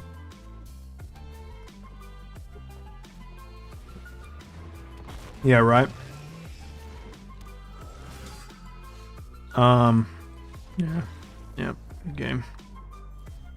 Yeah, those little elemental dudes. I don't know, maybe I'm sold on them now. The Shadow Beast sightings, like that's pretty strong late game. Let's see. Maybe bring in the third one.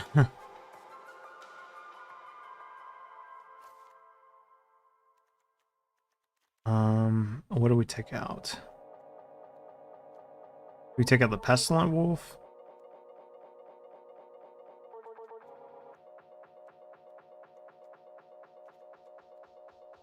Yeah, let's take out Pestilent Wolf. I'm the king. Or maybe we don't need a Centric Farmer.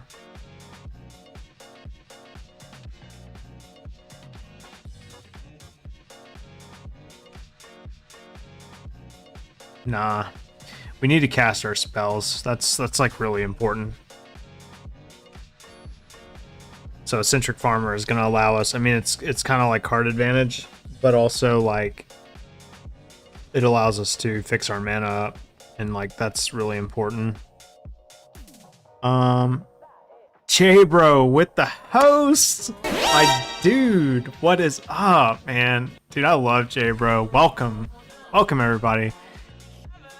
Oh, he's hosting, that's right, not rating, but appreciate it, man. Thank you so much. Awesome. You guys are joining us from J-Bro's stream. Welcome.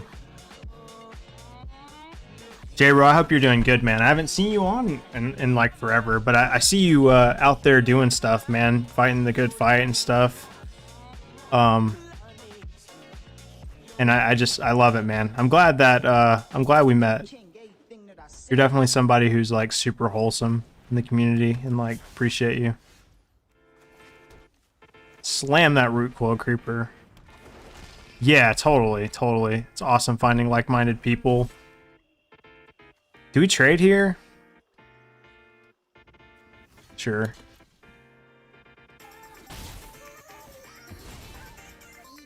I wonder if they have that spell that deals like 1 damage to something.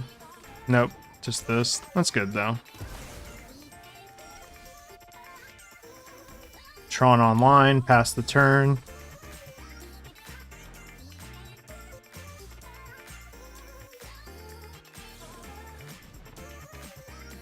Even as someone who isn't that into Magic, I could still enjoy their stream. Yeah, man. J-Bro's super awesome. His stream is like, it's totally just chill. It's like what I want my stream to be, honestly. Like it's just chill and like just very very mellow, but also like I don't know. I feel like I learned stuff. I feel like I learned stuff from his stream.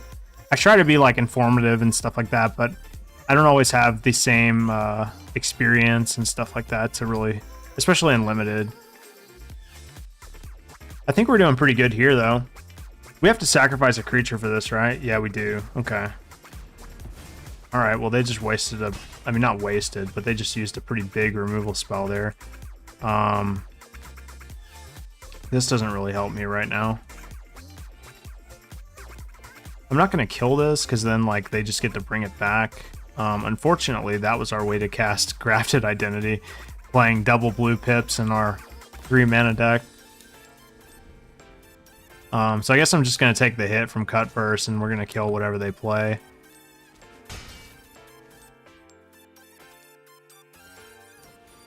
Bat Rider, that's a good one to kill. Or Bat Rider. Bat Rider's from Dota 2. It's Bat Whisperer, my bad.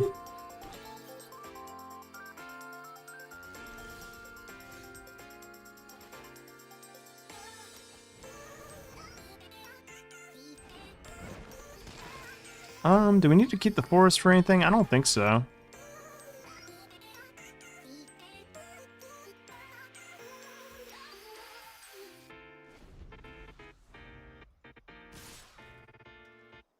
No blocks.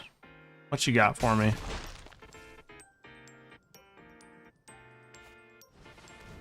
Diregraph Horde. Sure, sure, sure.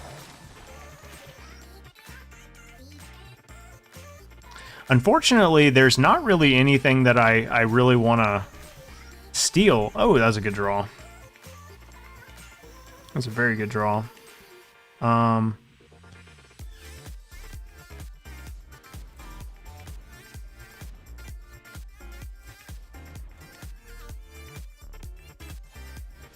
Yeah, sponsored by this new brand of coffee that has me like literally bouncing off the walls, which honestly is impressive for a coffee brand, because I gotta say, I'm a coffee drinker every day, and Jot isn't paying me to say this, but if you guys want a really good coffee that you don't have to brew,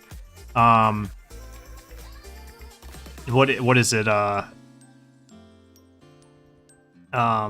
If you guys want a really good coffee, Jot, J-O-T. It's super good, man. It's super good. And it's like coffee, like concentrate. So it's like so powerful. Honestly, I was at work and I was in such a good mood. If you aren't a coffee drinker, just be careful with it. Just a little bit at a time. This attack is super sussy. So we take 3 here. See what they got. They got a little trick up their sleeve. I know they do. Okay. Makes sense. Makes sense.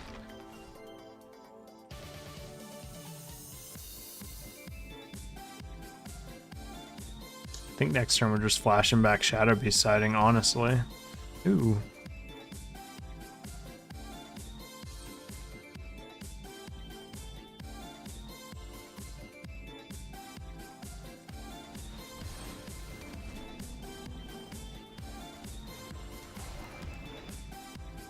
Does this gain me life at all? No. Okay. So what do they get back here? This damn spell.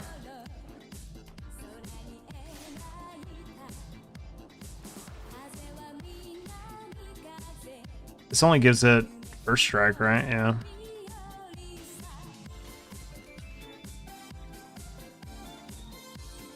Do we want to block here? I mean, they won't be able to bring it back this turn, right?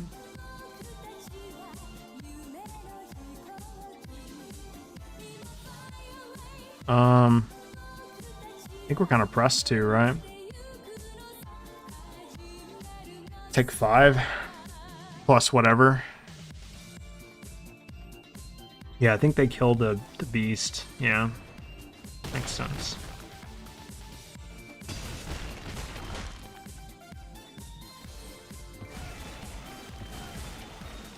We don't get to untap it, huh?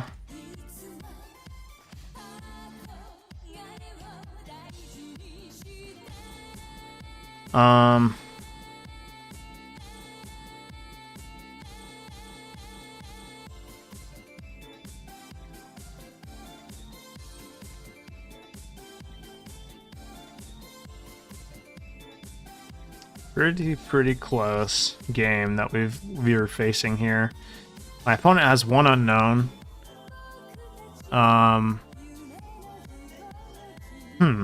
think I just have to get back the Shadow Beast Sighting at this point. Crafted Identity stealing Diregraph Cord is decent, but I have to sacrifice a creature in order to do so. I need to take the 3/4. I just don't know. I think I have to get back Shadow Beast Sighting, because Shadow Beast Sighting equates to 2 4/4s.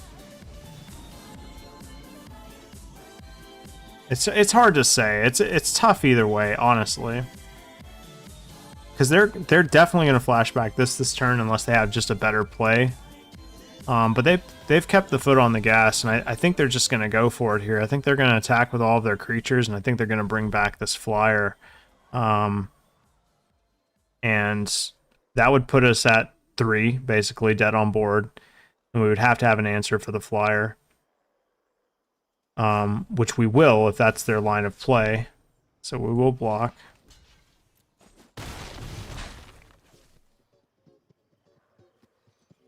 So if they just play the flyer this turn, we're not dead. Oh wait, we would be dead because we don't have double blue for grafted identity. Draw from the cellar, getting back what? Diregraph Horde? Yeah, that's pretty strong. Exile Shadow Beast sighting. Opponent just had our number this game, guys. Yeah. Yeah, even with the flip, doesn't quite get us there. Maybe Unnatural Moonrise is just not. No, though, with the right draw, it's pretty good in our deck. But we're not all in on the whole werewolves thing. It's kind of hard to say. Perhaps that's a little bit more reason to lean into the werewolf synergy. And I think I saw enough. I think I saw enough where this card might just not be. I mean, this card is this card worth playing? I mean, it's 2 blue pips. I couldn't even cast it that game, right? Is it asking too much out of my deck to have this card? It might just be bad. I need a sanity check on this one. I'm feeling like I should probably just cut this card and run another 5-drop. Specifically, maybe like a wolf or a werewolf. I mean, hell, like Famished Foragers is probably better than this card, right? Yeah, I think it's correct, guys. Hell, even this card is better, but I like the idea of running like Tireless Hauler.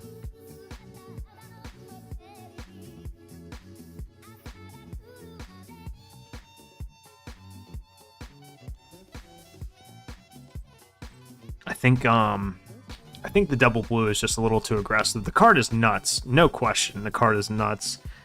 And maybe I can configure my deck to be a little bit more leaning towards the blue-green.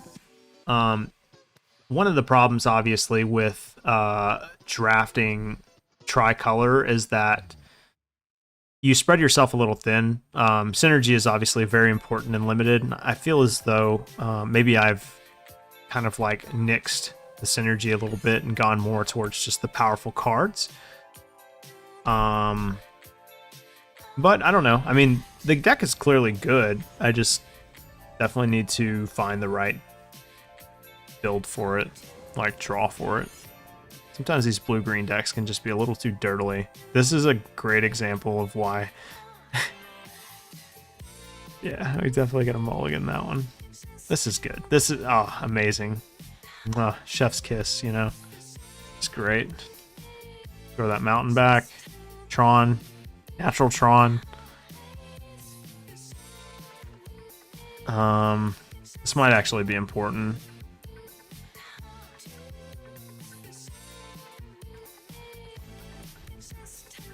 Green because it allows us to cast any of our cards in our hand on turn 2. Okay.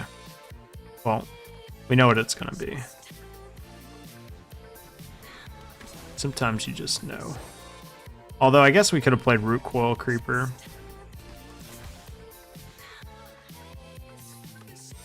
Can't be blocked, right?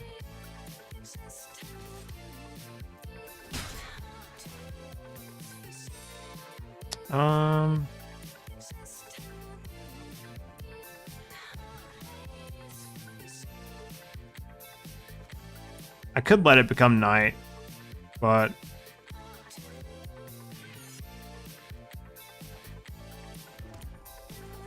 just gonna do this.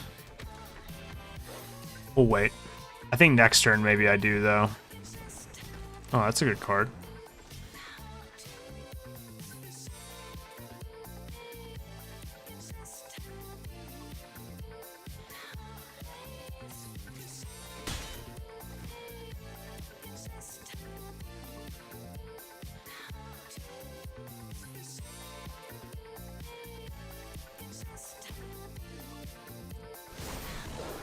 They might actually, this might have been a mistake though. They might actually have 2 cards to play this turn and flip us.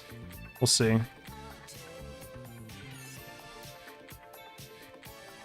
But I need to start drawing cards off of Seafaring Werewolf.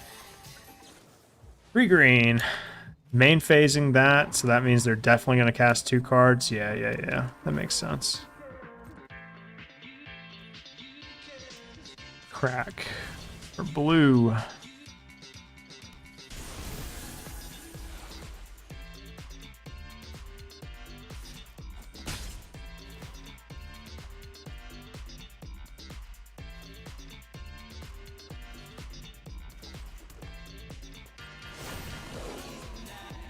We'll play the Burn the Accursed this turn. Try to get in some, I mean, do our best, basically, to just get in that, that sweet damage.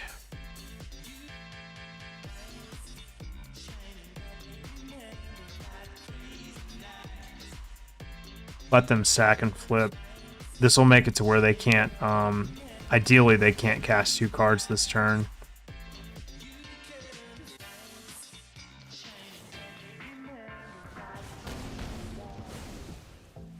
We take 3. They draw 2 cards.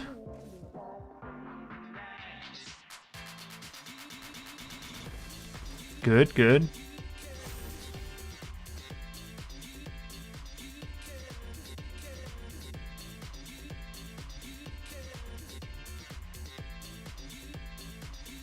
Whenever it deals combat damage, draw a card. Okay.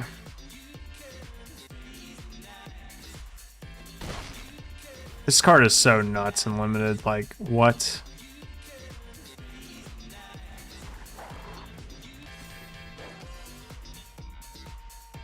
They have a lot of cards in hand, though. They've been, I mean, as far as card advantage goes, like, they've been keeping ahead of us. I'm just hoping this Seafaring Werewolf goes pretty far. Looks like right now they don't have a ton of removal. They've just been slamming creatures, so I'm hoping we just keep the foot on the pedal here and just keep applying the pressure. Oh Lord, what is that? That's a 5/5. Okay, so it just grows with the number of creature cards in your graveyard.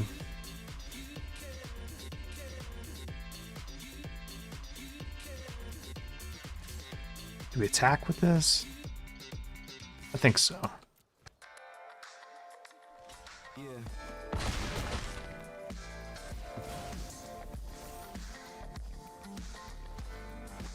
Pretty easy slam there.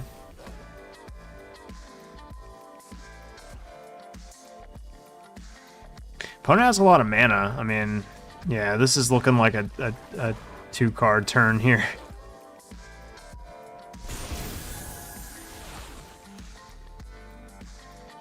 I think we just get in with our Suspicious Stowaway. Draw a card, discard a card.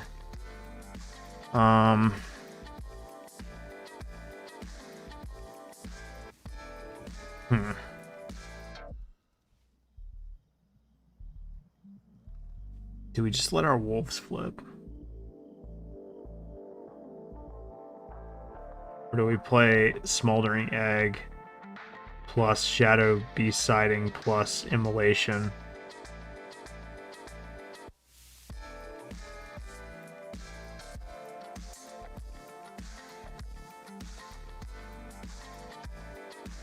Kind of like just discarding the forest and playing Smoldering Egg and Shadow Beast Sighting. Because what will we immolate? There's not really anything to immolate except for Bounding Wolf.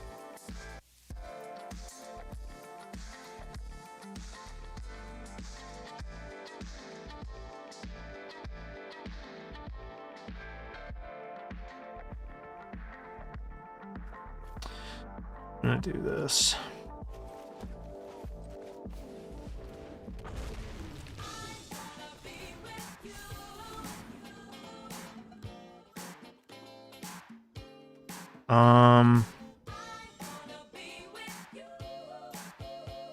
Do we just kill the Bounding Wolf?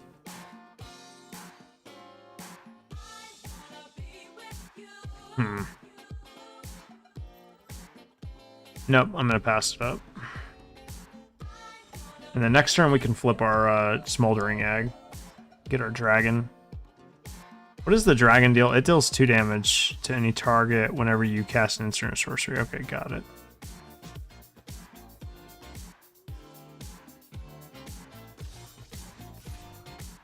It says Death Touch, right? So I'm not really interested in blocking that.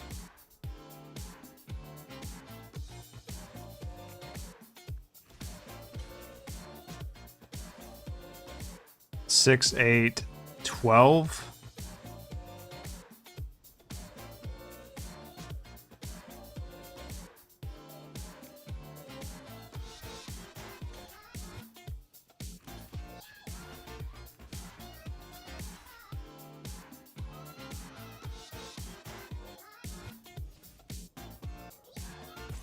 They have 5 cards in hand.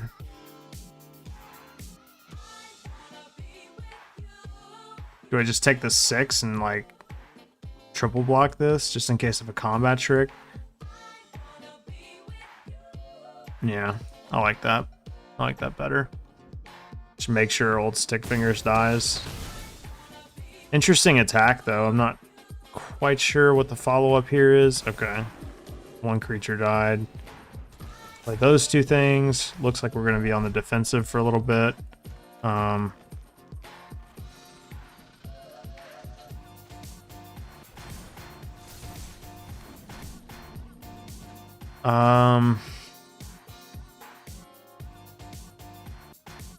Do I just go ahead and play Immolation now?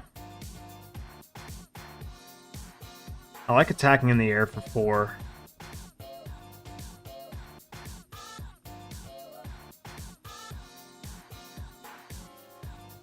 Let's do this first. I guess that does have reach, huh? Oof. That would be a decent one, but we don't really need more ground troops. We need, like, stuff in the air about right now, so... let's go ahead and discard that. Play this. Kill the zombie. That'll get the Death Toucher out of the way.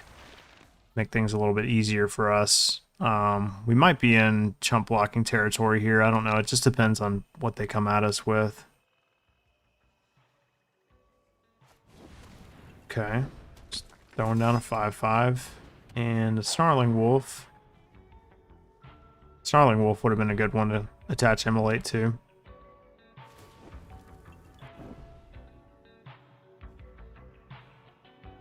Do they bring some guys in here? Does this have Death Touch or anything? No, just Trample, right?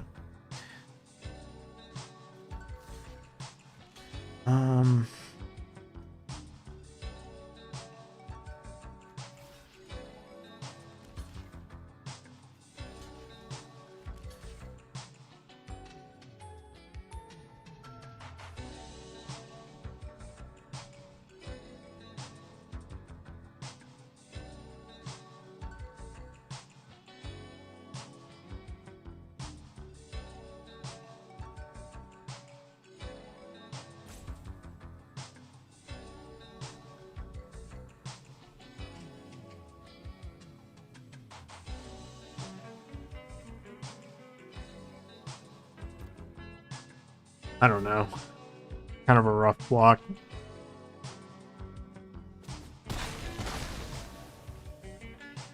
It's going to be a close game for sure.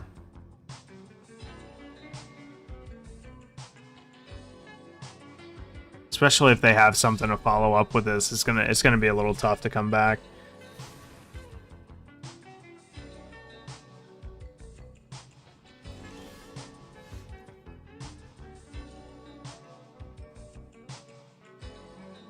I think I have to attack with Suspicious Stowaway.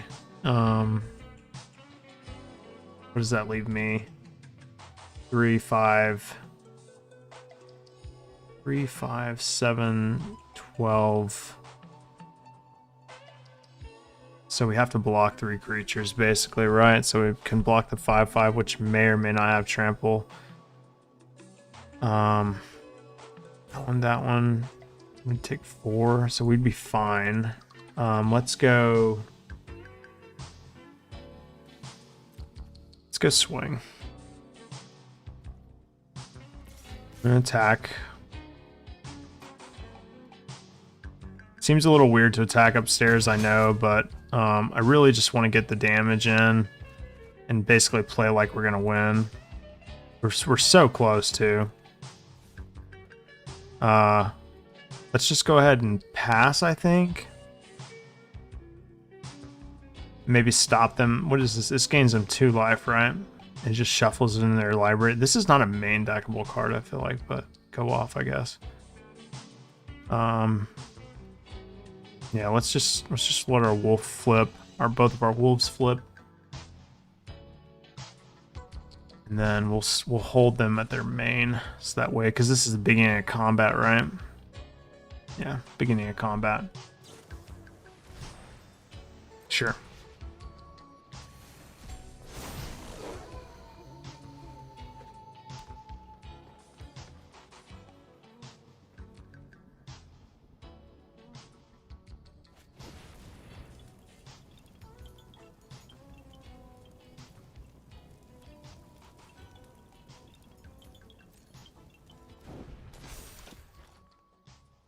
Let's see.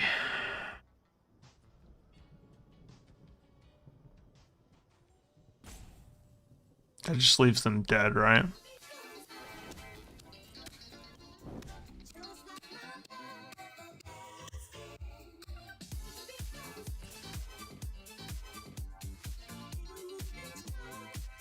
Does this have reach? It does not. Does anything on their battlefield have reach? They do not. Okay. So I think they're just dead.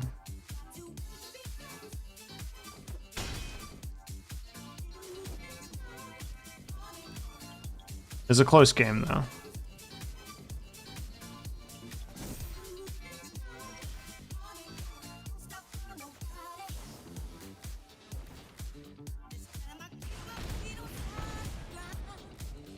Perfect. We had it like 6 ways till Sunday. Yeah. I don't like thinking when I play Magic. Okay, no, I'm just kidding.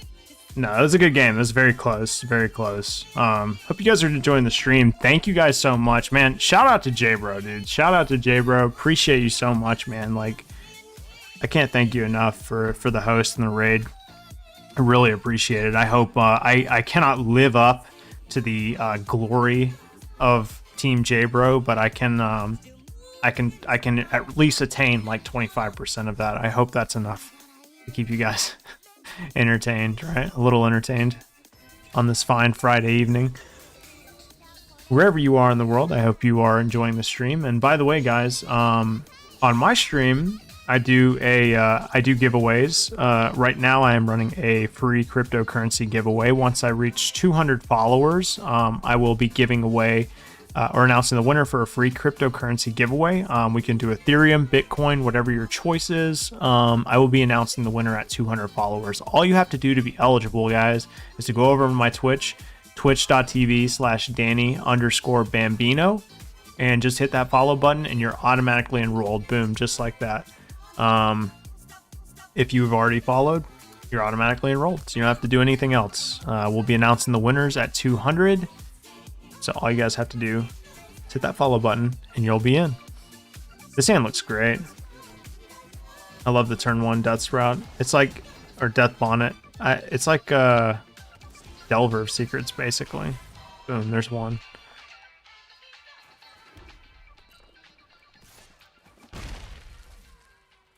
Does he have to, what does he have to do to flip again? He has to get 3 creatures, right? 3 or more creature cards, yeah. Sweet, that's 2. He'll grow.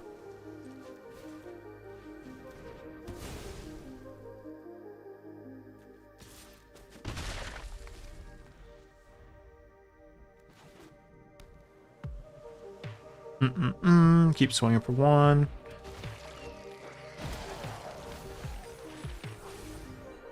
Almost. I'll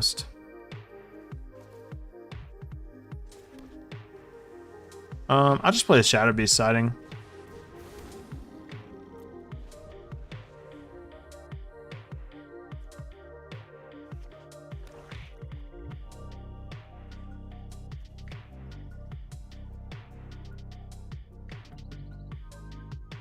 If it becomes night, this flips, huh?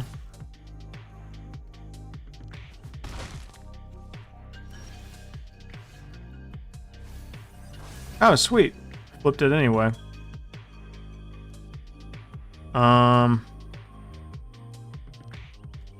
They're holding up 4 mana for something.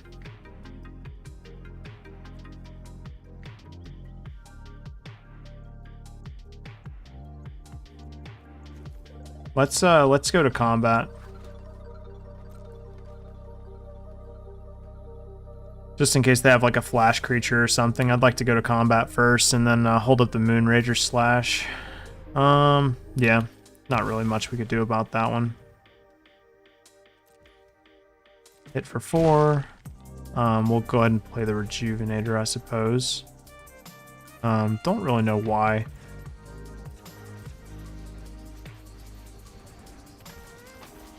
Yeah, I mean, I guess it doesn't really matter what way we tap, right? But, oh well.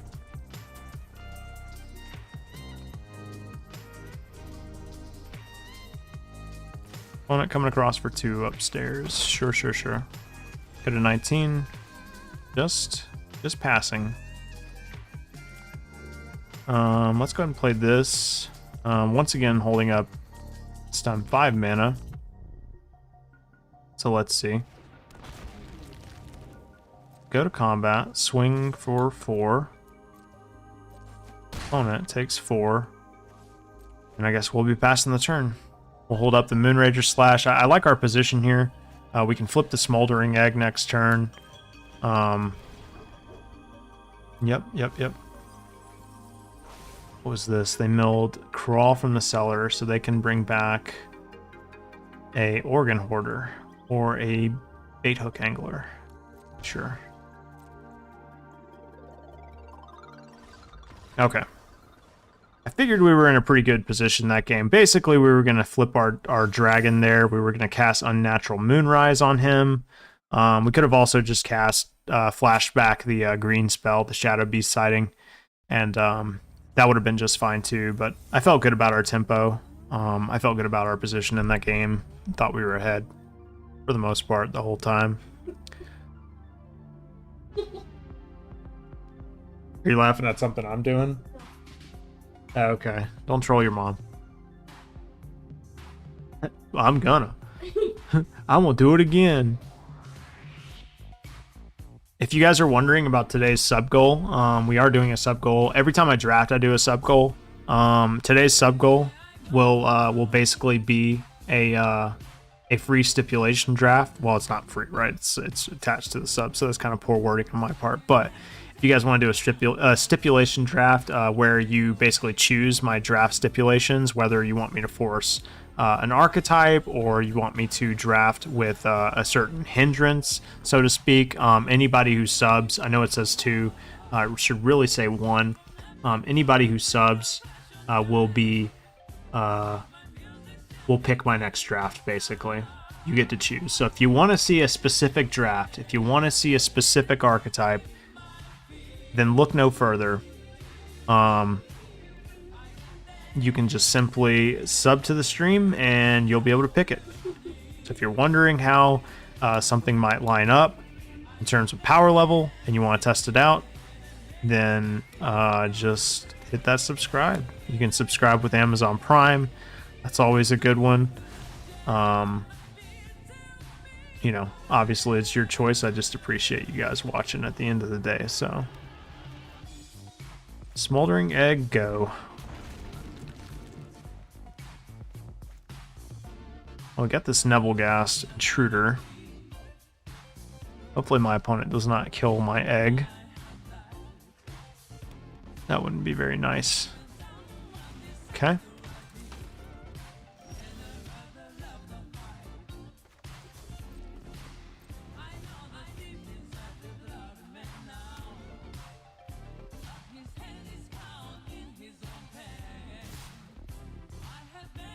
I'm assuming they're gonna sacrifice their thing anyway. They are playing Sultai, which I think is interesting. Let's see.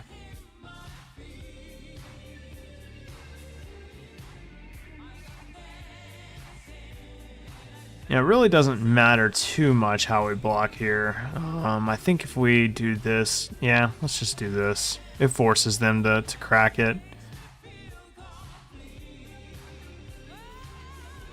Do that. Yeah, spends their whole turn making this a 4/4. This card has actually impressed me quite a bit for a 1-drop. At first glance, I think it looks bad, but it's actually pretty good. Just like that draw. That draw was very good. Oh, wait. Oh, I don't have... Damn. Maybe it wasn't so good. I was thinking, oh man, that fixes my mana, but yeah, I just realized we don't have forests, so... Whoops. Alright, we definitely need a forest, or, you know, just one more land. Any land, really.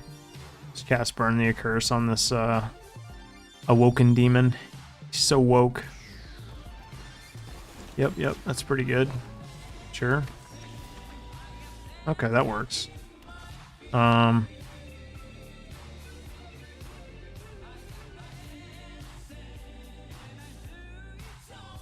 What if we just hold up Burn the Curse and block the Ecstatic Awakener? Do you think they would sacrifice their Bird Admirer if that was the case? Their Bird Admirer is gonna flip if I let this go, but that's fine because then we can follow up with our own Tireless Hauler. So I think this is fine.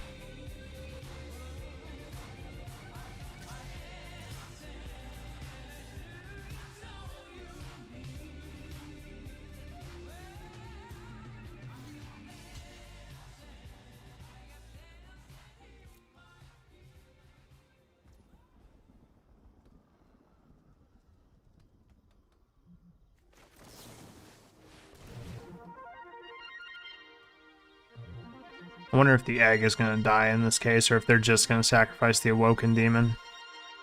We'll see. Yeah. Okay.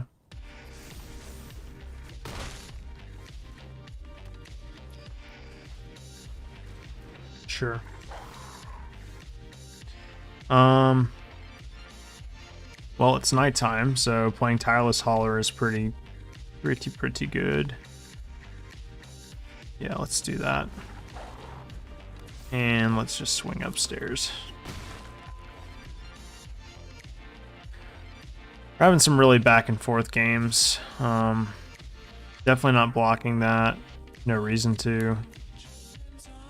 I mean, other than just take tempo away from their turn, but I don't think that's worth it. Don't want to trade my 6/6 for it. And it looks like they're going to flip our cards. Probably a good play. Okay. Get to play a Shadow Beast sighting here. Gonna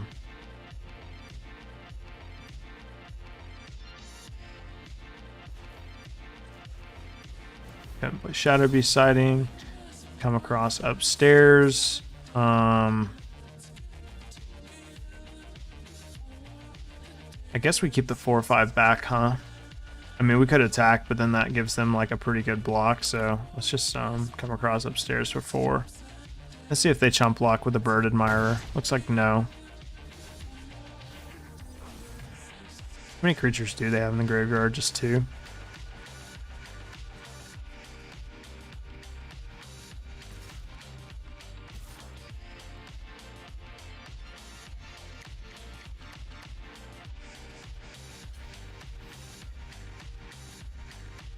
What if we block this with the beast and like make them activate Pestilent Wolf this turn? How good would that be?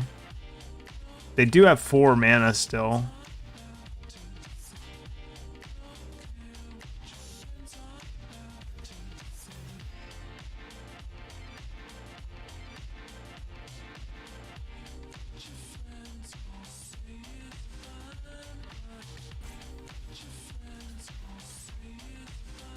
Actually kind of like this block a little bit better. Just make them activate Pestilent Wolf. That really limits like what all they can do this turn. And like, yeah, I lose by 4/4, but I keep my flyer and they have less to do this turn. Okay, well, they just made a really big bear.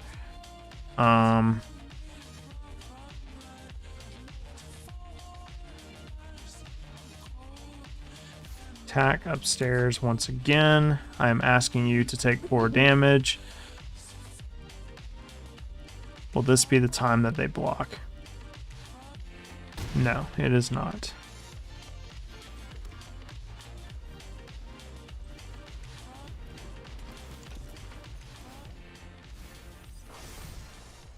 What is this? Create X 2/2 zombies. X is number of creatures. 1, 2, 3, 4.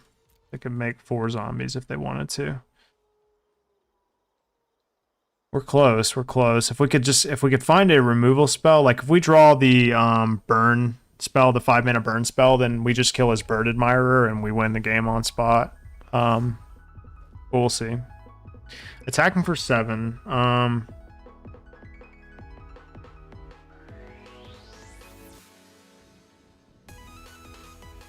How desperate am I this turn? I think I do double block that. Right. And they probably just kill Tireless Hauler, which I'm perfectly okay with. I could block with Nebelgast Intruder, but I don't want to lose both of my creatures. Good. You don't have to discard a card. That does mean they can trade with the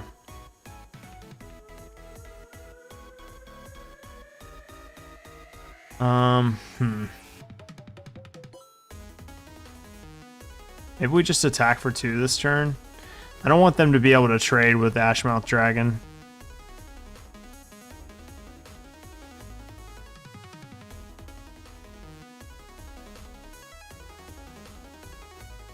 Alternatively, I could play 2 spells and well, no, never mind. It doesn't flip there. That's not how that works. Let's play this. Attack for 2. Sure.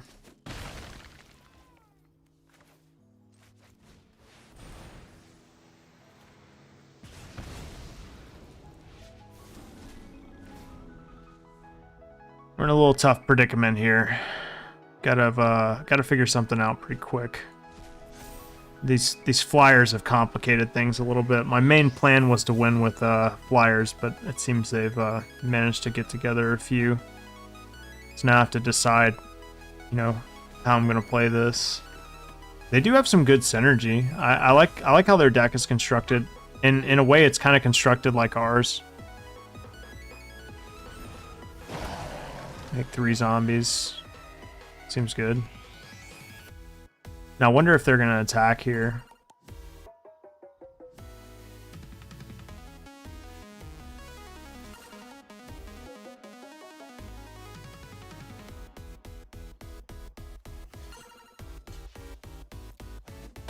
Yeah, I think that's a pretty easy block for me.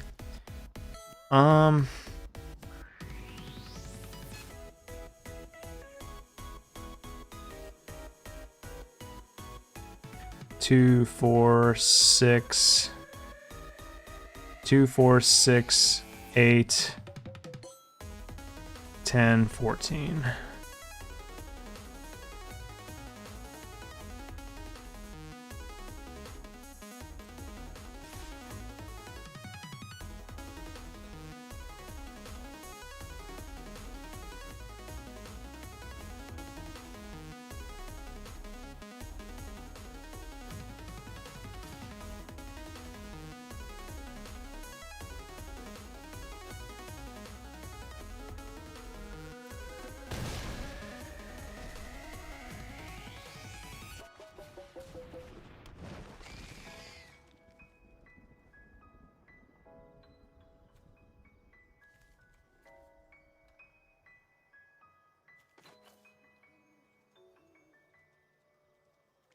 What do we do here? So if we tapped on Heart Rejuvenator, then we don't have a 2/4 blocker, which kind of sucks. They swing for 6, 8, 11, 13, 17. We have 2 blockers up. And we have a removal spell. We have to chump block with something on that Death Sprout Hulk. Death Bonnet. I don't know why I want to keep calling him Death Sprout.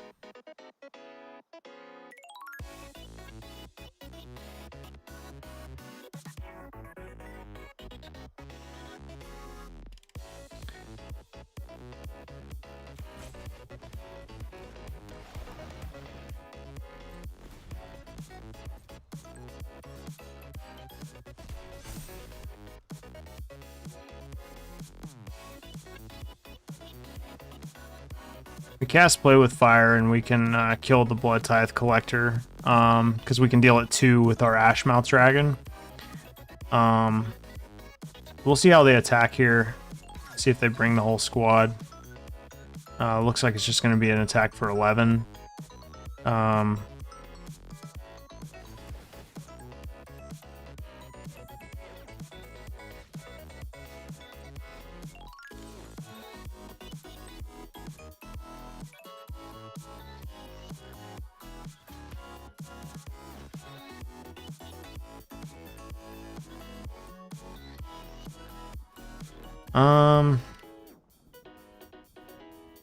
Yeah, I like this attack, or this block rather.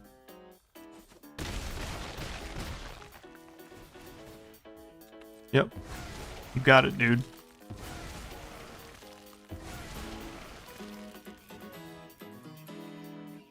It's a really grindy back and forth game.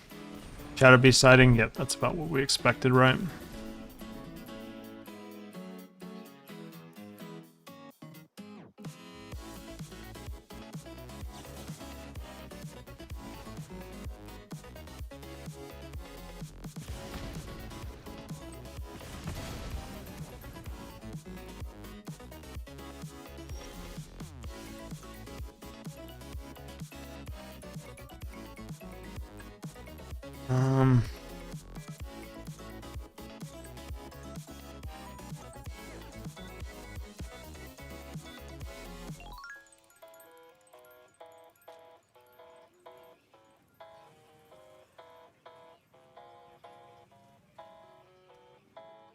We swing for 4.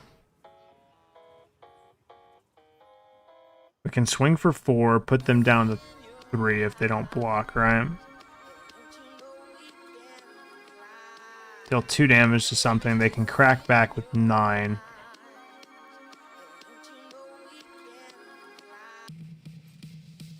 Yeah, I kind of like this attack, actually.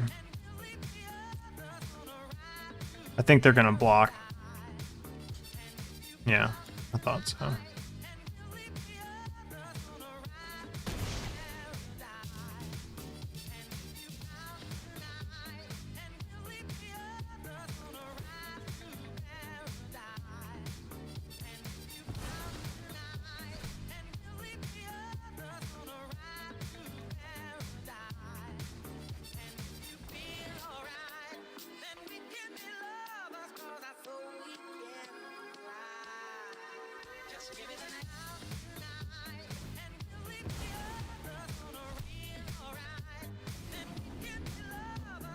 That's pretty good. Well, I definitely have to move with a sense of urgency with that card. Yeah, that's 5 zombies you got there. That's gonna be tough to beat.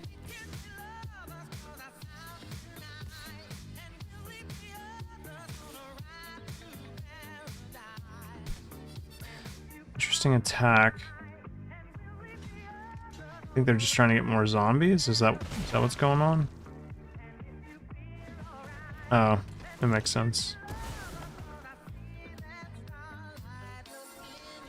So we are definitely dead next turn if we don't cobble something together here, right? And put them to 1.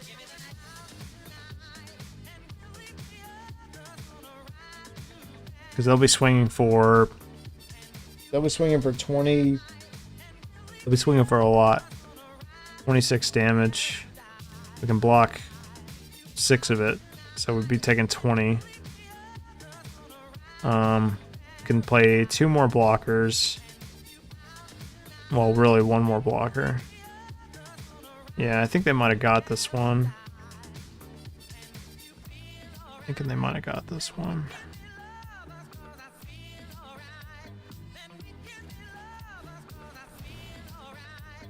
I don't think it really matters that much, honestly.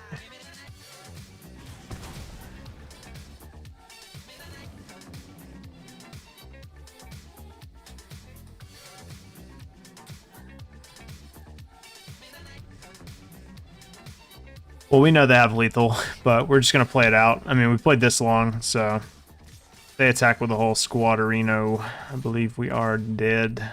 Right. Yeah, that's a lot of zombies.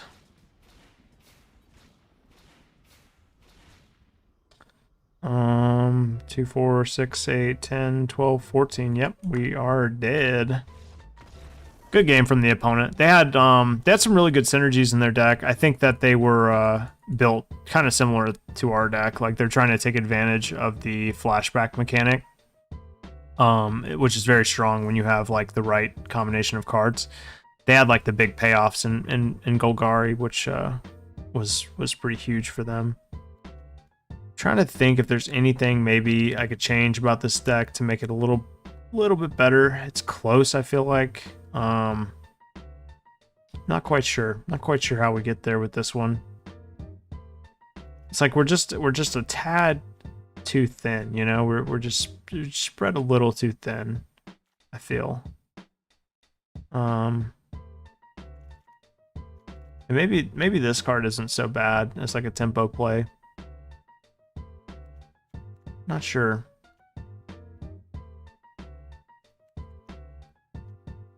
Maybe even playing a card like Pestilent Wolf. I haven't had an issue with my mana. I think I'm safe to cut Eccentric Farmer. Which means that we could either bring in the Bounding Wolf or Pestilent Wolf. Dire Strain Rampage, I haven't really felt the need for. I mean, it kind of falls in line with the other one. I'm not really a huge advocate of this card, but I feel like we just need a little bit more, you know? And it plays into our wolf synergy as well, so that's nice. So we'll see.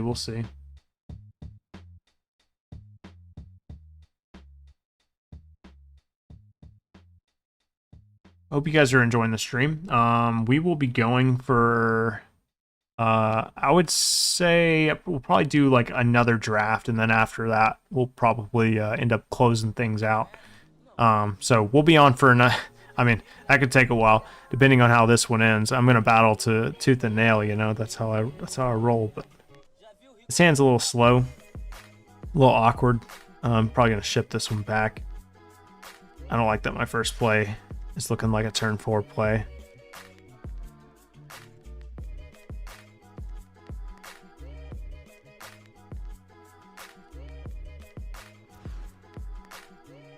Keep 6. Let's toss back. Toss back the E-Wilds.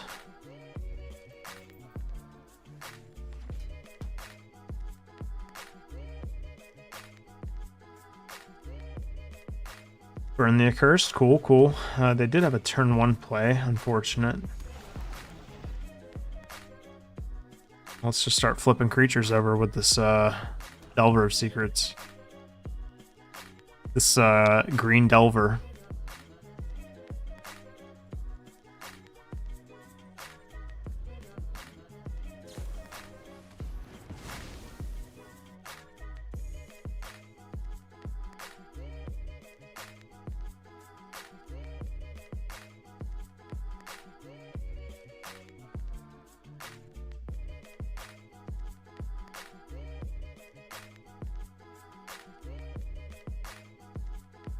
Sorry, guys.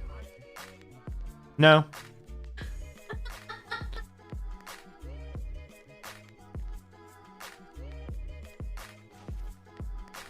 I need to go even further beyond. We're talking about like how much caffeine like one human being can possibly consume. That human being being me. I'm an experimental test subject.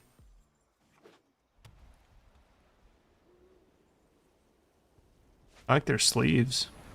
Oh, this card's good. I'm good on that. Too much sugar. I say as I consume ass tons of sugar. Thank you, baby. Thank you. Yeah. Yep. Well, that's not what the doctor ordered.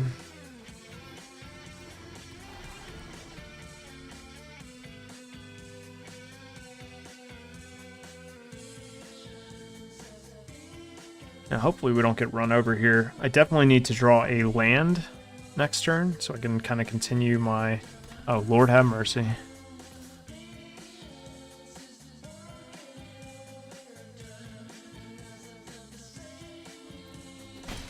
We had an opportunity to trade there, but I think it's not worth it. Oh, God.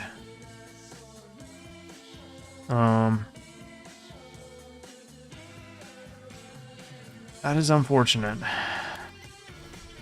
Might just be the nail if my opponent has any kind of follow-up here. Okay, that's not great. They can flip their ambitious farmhand this turn. I would like to flip my sprout. What did they put in the graveyard? Beloved beggar, sure. I mean, maybe we do take the opportunity to trade here.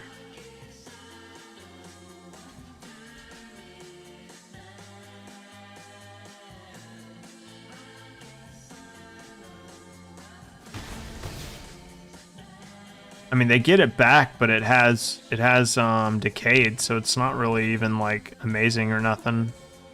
Oh, well, that was pretty good. Pretty good tempo play. Okay, we're not out of it.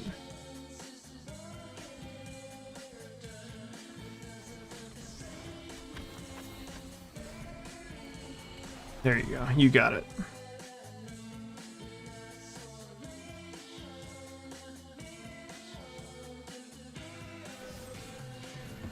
Sure. So whatever we played that turn was gonna die. If we had the token, though, it would have been a little bit better for us.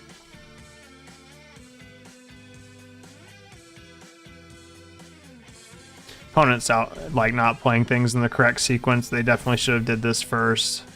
But it really doesn't matter at this point. Kind of how they do things, because we're just getting smoked on value.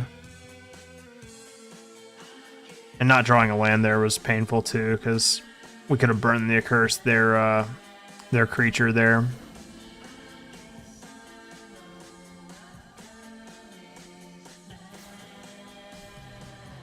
Sure.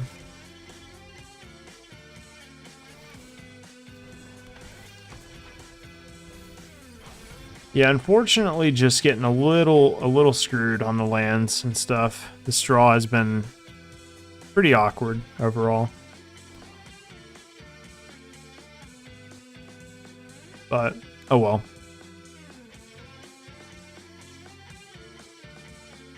That's just the way it goes.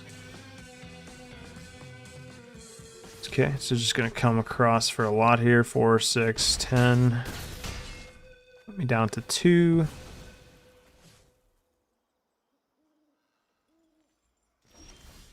Okay, a little late. Is there any hope? There's not. We're dead. Yep. Good games. Didn't quite manage to assemble our game plan there, unfortunately. Alright, one more draft. We're gonna draft a good deck. We can claim our prize. Unfortunately, Teamer or something didn't quite get us there. That's okay. That is okay. Teamer or something didn't get there. Ready.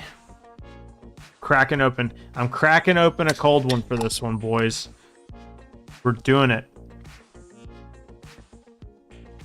This is the one. Give me your energy.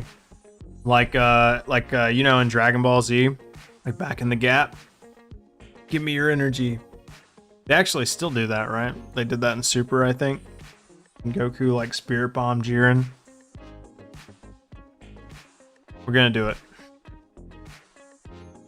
I got roped into drafting a weird teamer deck that time around. Didn't quite work out. Curse of Silence is just a bad card. Vivisection is really strong if you have the synergies for it. Morbid Opportunist, strongest card in the pack for sure. This frequently wheels actually. These two cards are actually really good together. We can get this card to wheel, which it frequently does. We might have an argument for like a good blue-black zombies deck. Nevertheless, Morbid Opportunist is just good in pretty much any deck, whereas Vivisection is just good in one kind of deck. Seeing two Selesnya cards in this pack is pretty interesting. There's a Burn the Accursed, there's an Heirloom Mirror. Heirloom Mirror is a little slow, but it's not terrible. It's just slightly slow, that's all. I like the Burn the Accursed. I don't mind the Behemoth, although I think those frequently wheel. Leaning a little bit more towards the Burn.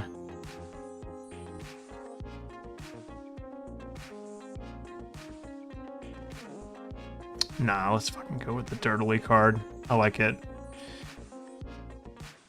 We got a Diregraph Rebirth, which is a good card.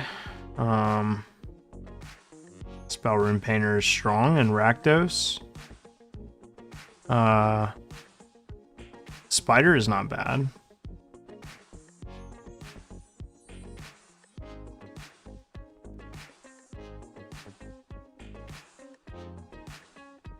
Maybe we take the Spider and wheel the Diregraph Rebirth. Kind of like that. Might have us a little Golgari deck. There's a Flesh Taker in this pack, which is very good. Another good red card that we see. Village Watch.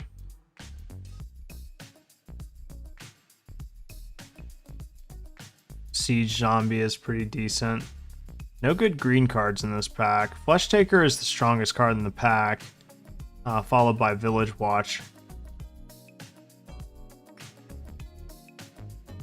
I'll take the Flesh Taker. See how it all plays out. Black White is my favorite. Is my favorite archetype in this draft. I think it's very, very good. We have a Shadow Beast sighting in this pack. We have a Seize the Storm, which is very good. This card, it's okay.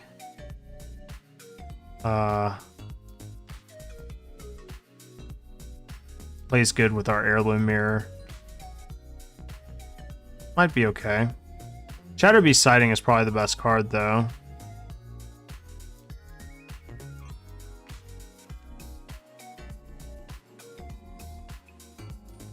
Yeah, we'll roll with that. Another Heirloom Mirror. Very interesting. I like No Way Out. No Way Out's probably my favorite common hand hate card in this. I mean, I'm already a fan of Mind Rot. Mind Rot in Limited is way better than people give it credit for. Maybe Heirloom Mirror is just the pick here. No, let's take No Way Out. Here's an Eccentric Farmer. A couple of good... I mean, there's Unruly Mob, which is Deece. It's between the Farmer and the Mob for me. Well, Trapper is good too. I typically don't run more than one of these. It's also the second Locked in the Cemetery we've seen. Let's take Locked in the Cemetery. Keeping our options open here, as you guys can see. There's a Consider, which I like a lot. I like Secrets of the Key. I really like Consider.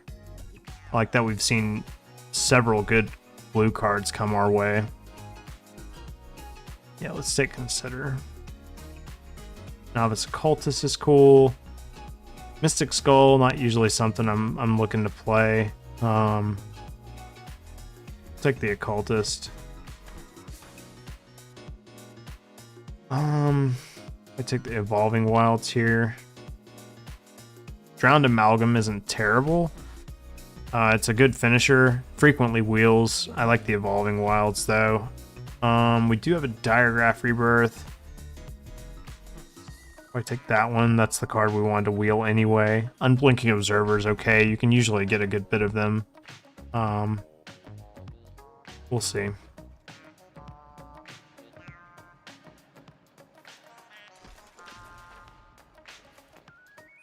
We may end up just splashing, like simply splashing for Rebirth here. There's a Phantom Carriage, which is the strongest card in the pack. Well, besides this, but we're definitely not in Boros. Yeah, let's take the Carriage.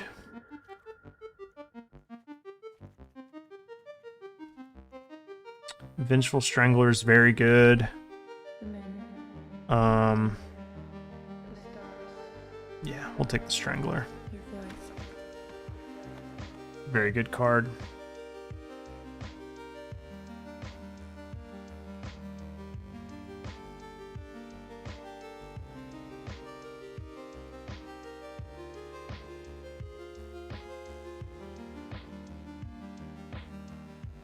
A very good card.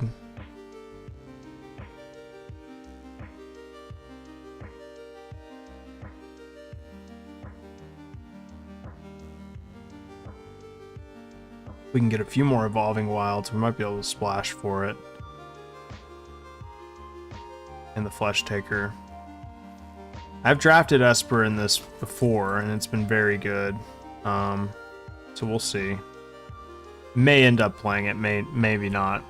If nothing else, it just puts another rare in my inventory, so we'll see. We will see. So we're on pack 2, pick 3. Currently still a little open. Mostly invested in black. It's looking like it's shaping up to be a little bit of a control deck. But we'll see. If we draft more Esper, like more blue-white, I can definitely see going towards more of a Disturb deck. Hinging a little bit less on like cards like you know, that make zombies or that play off of zombies or whatever the case is. Secrets of the Key is good. Diregraph Horde is pretty good. Behemoth is good. I think Secrets of the Key will probably wheel. So that leaves us with Horde or Behemoth. I like the Behemoth.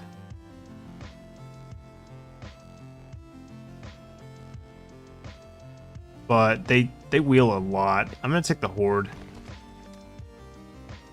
Ooh, Ghoulish Procession is very good. I'm happy to pick that one up. That one's an easy choice there. Another Drownyard Amalgam. There's a Grizzly Ghoul.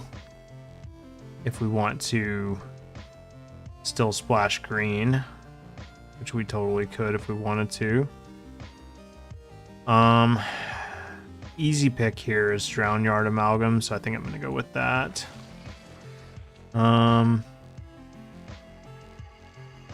Not super stoked about Lardar Zombie, but I'll take it just in case we do end up getting some synergies there.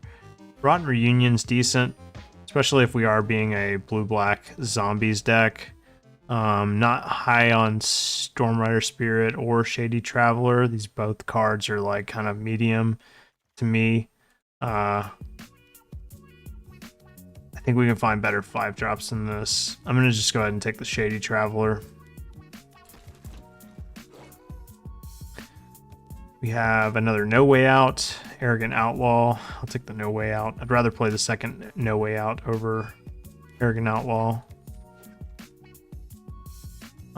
Yeah, I guess so. Man, White's definitely being drafted up. No question. No way we're splashing for this. Yeah, see? Came around.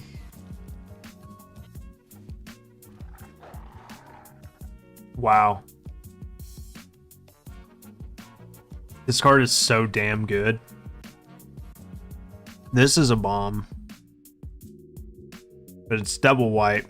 We simply do not have the means. Like, there's this card, like, gosh.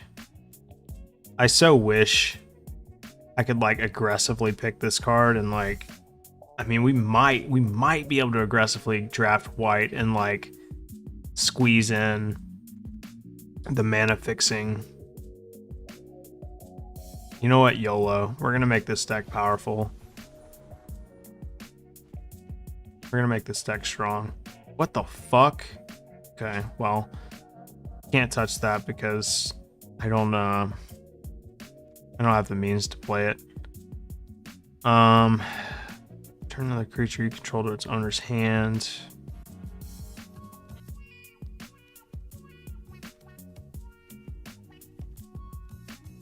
I definitely need mana fixing, please.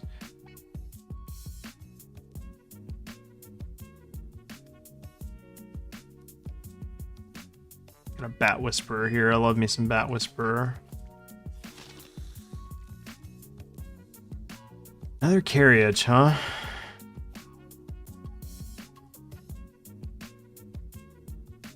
Just gonna keep, the game is just gonna keep telling me that I need to not draft this damn plains bullshit.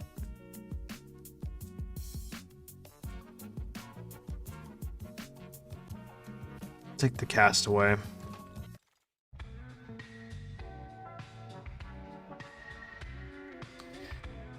I like this card.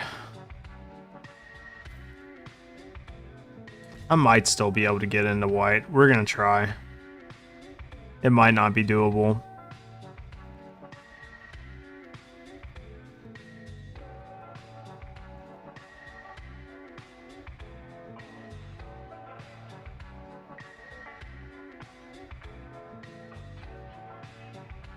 It's either Gale Drifter, Covetous Castaway, or Vampire Interloper.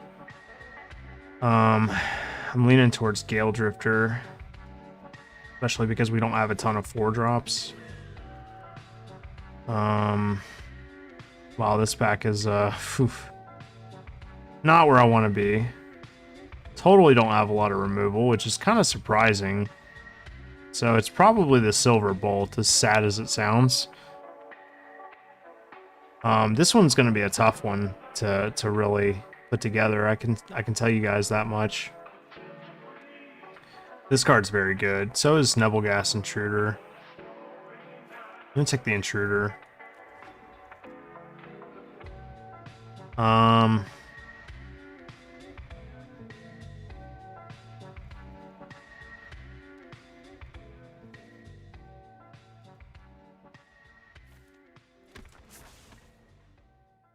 right, that pack's back around.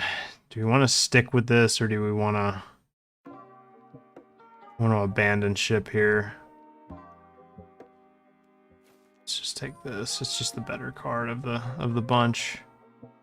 Take another white card in case we can get this thing going. There's a Siege Zombie or Bat Whisperer. We'll take the Bat.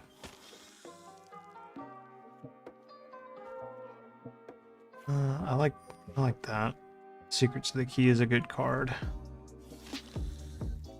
All right. Well, this is going to be a hard one to put together. I'm going to tell you that much. I'm not super stoked about the way I drafted this one. It was a little all over the place. 6-12, 16-17. So we're going to try to make it work. I don't think I'm going to be able to play Liesa, unfortunately. But we might be able to play this one, especially with the Evolving Wilds. I think I can work that out. Silver Bolt, probably worth playing in this deck. Not a ton of removal. I think Novice Occultist deserves a spot as well. Rotten Reunion, kind of unsure about. Don't have a ton of sack outlets. Does have flashback. That doesn't really span well with this card though.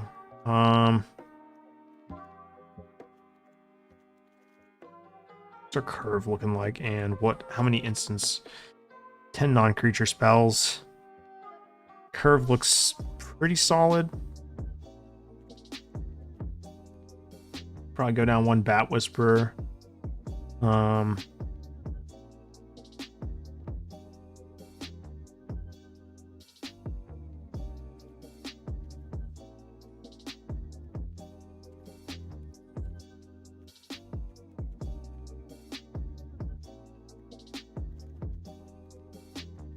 Yeah, I don't know. I like the bat.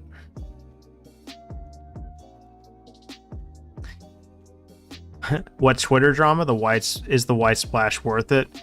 All right, so the Twitter drama we talked about earlier, SSA, welcome, by the way. The Twitter drama we talked about earlier, which was the whole Zan Syed saga that went on Twitter. I kind of vocalized my opinion about it, kind of where I was at as far as like Magic Twitter is concerned. TLDR, basically, like, I think Magic Twitter as a community really overreacted, and you know, with typical fashion, was just kind of tasteless, and it just devolved into something that was way further beyond the original comment. I think was only the points that I made. The white splash, to answer your question, is probably not worth it. I like the card advantage it generates, but if we have cards like this, I really don't think we need it necessarily. To make our deck less consistent over that, I think it's just not worth it. But I am trying to find the right balance here. I think, regrettably, we just have a sort of like okay blue-black deck, but it might work out. I don't know. I'm in between Blood Pact, Shady Traveler, and maybe the next Drowneyard Amalgam. Our curve is a little high on the 1s and 2s.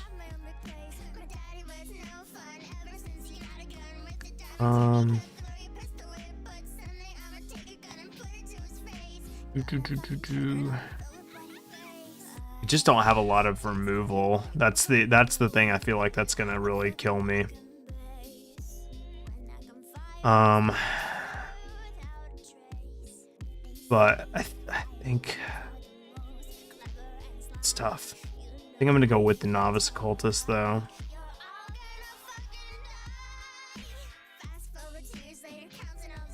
Probably bad. Let's roll with it. Let's see how it works out.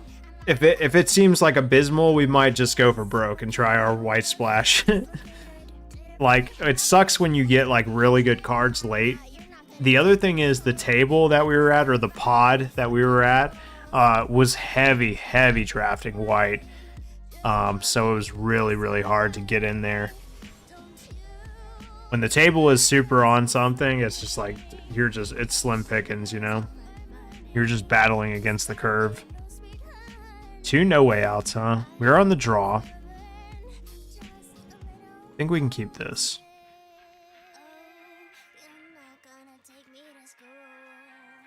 It's a little slow. Phantom Carriage is a little awkward in our opener, but I think it'll be cool. My goal with this deck is to just win with card advantage. A sheer card advantage. That's what I'm trying to basically get out of this.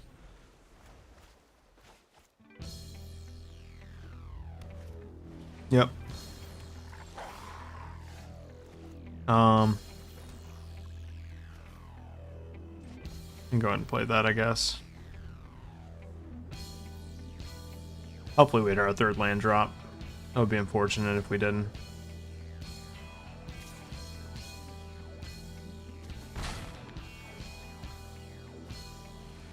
Yep. Ripperoni. They attack, I don't know. I think I just have to let my occultist die.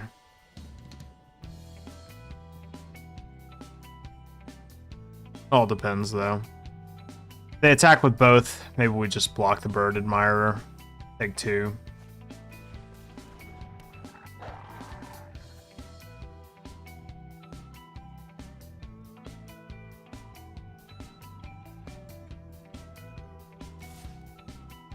Yeah, definitely gonna block. If nothing else, just to draw my third land.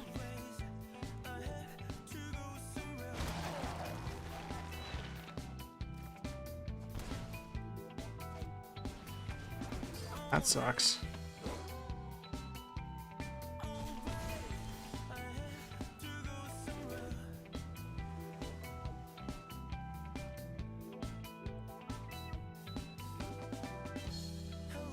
Can't cast these no way outs because I'm just so, I mean, I can, but I'm just eating 6, 7, 8, 9 damage.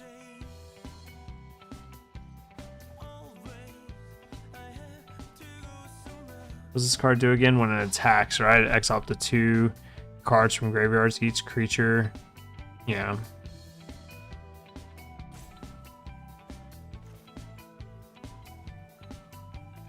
I mean, we play this, we virtually like can't block with it, right? I think we're in a tough little predicament early in this game, just based off that missed land drop. I would love nothing more than to just play no way out this turn, but I don't think we can afford to.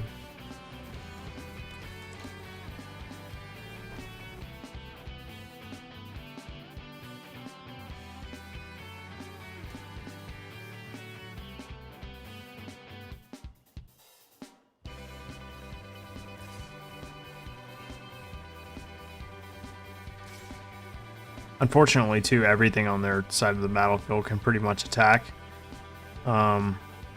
Sucks because like there's just kind of no way out of this situation that we're in. I definitely feel they should attack with a Pestilent Wolf. Yeah, I mean, I don't think it's really that complicated.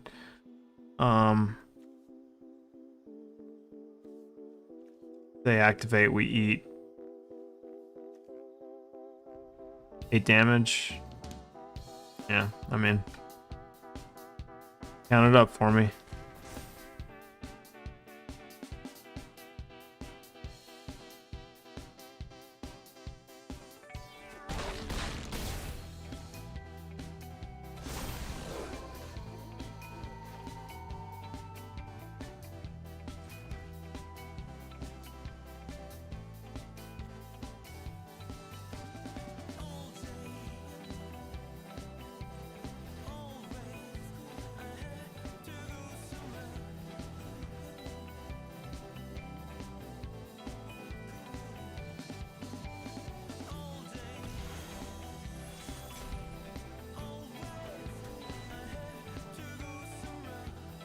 Well,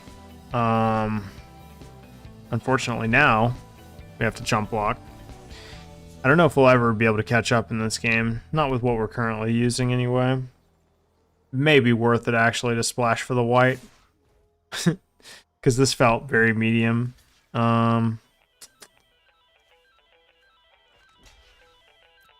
Let's just make them use their mana and... I mean, we have to block anyway, so the obvious block is the Snarling Wolf. Okay, interesting.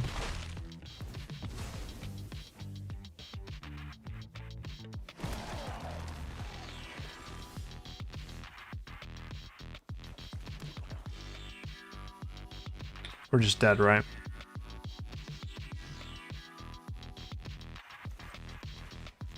the last 2 cards in their hand were, just out of curiosity.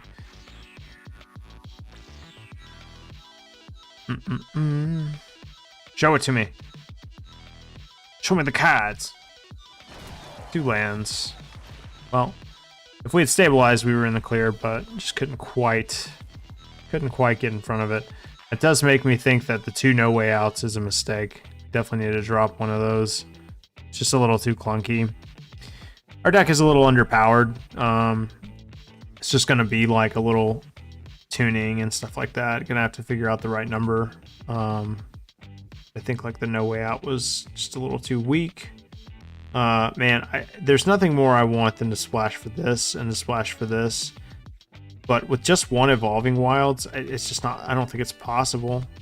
So basically I have to figure out another way to make this work. I mean, is this a deck that we play fucking Lard or Zombie? I mean, I'm never like thrilled about playing Lard or Zombie. You're never gonna hear me like super excited about playing that card. I don't know.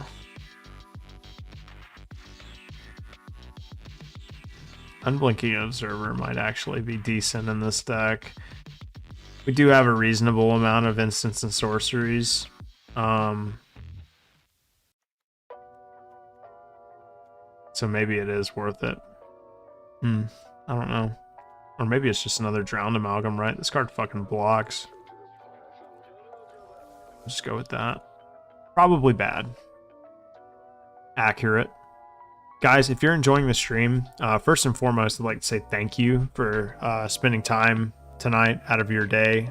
It is Friday. I understand that a lot of people are just trying to relax and unwind, and you guys spending it with me means a lot to me. I'm proud. I appreciate it. Appreciate you guys. If you're liking the stream, feel free to follow. All you have to do is go to twitch.tv/Danny_Bambino and follow the stream. If you do, you'll be eligible in my cryptocurrency giveaway. That's right, we're doing a giveaway at 200 followers. I'll be announcing the winner. All you have to do to be eligible is hit that follow button. So yeah. Cast the Secrets of the Key.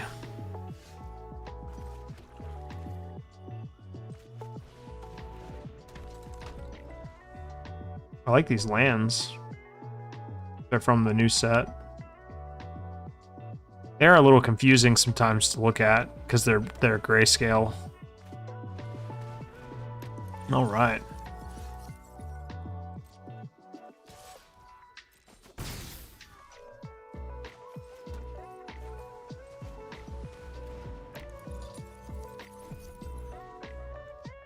Oh wait. You can only activate it as a sorcery. Everything in my brain tells me to go to instep. Like just pass the turn back so I can activate it on their instep. Yep. The whole reason for me not playing Silver Bolt that turn was to yeah. You guys know. It's a good draw though.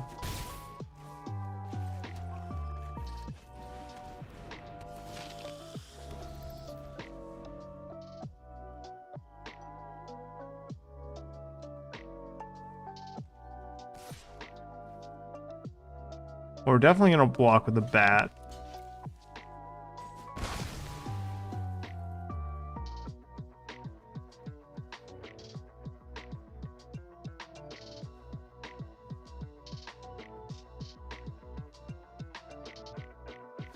Yep.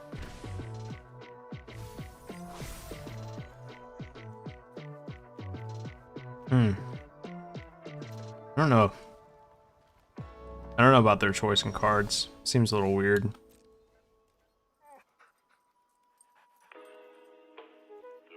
I feel like they're gonna flash in that wolf. But I don't really care. Yeah, that's fine. Hit him for 1.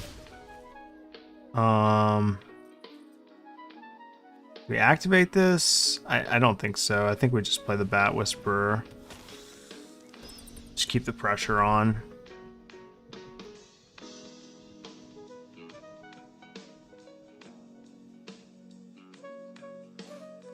We just let them keep activating their mirror, taking damage, not playing creatures.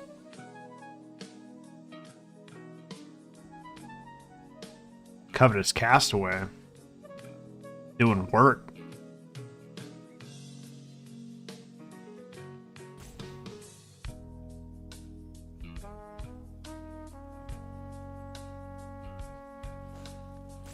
Well, our opponent's deck might just be dirtier than our deck.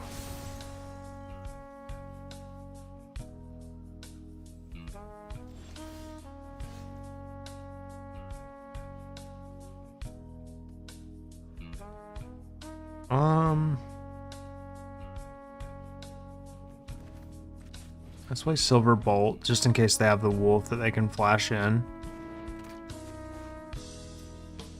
And we'll go ahead and attack.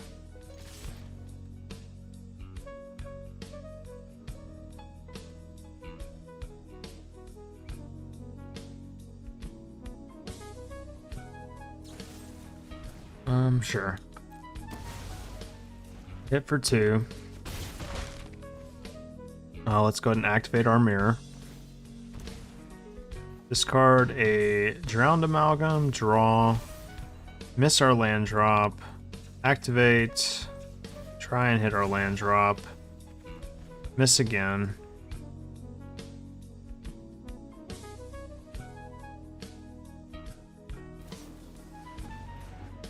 Sure. Does that give it vigilance? Yeah, that's kind of rough.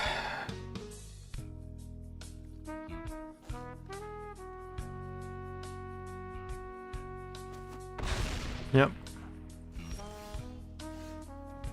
Well, that's decent.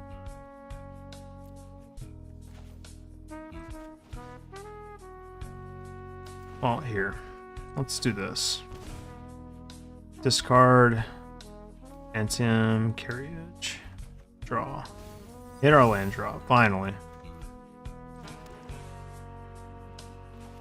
Play this. Tap it down. Attack for 2. Put that pressure on.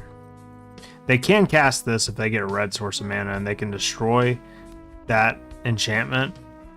But it won't untap their creature this turn. Is this sorcery? Yeah, it is. Okay. That's fine. Yep. We sure will.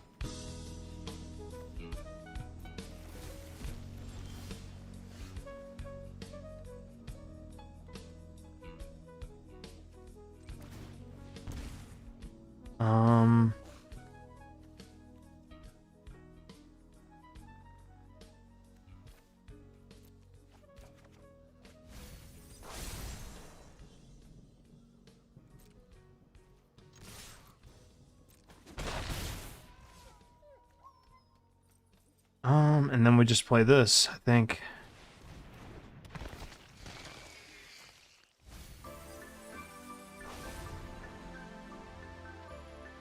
Show me what you got.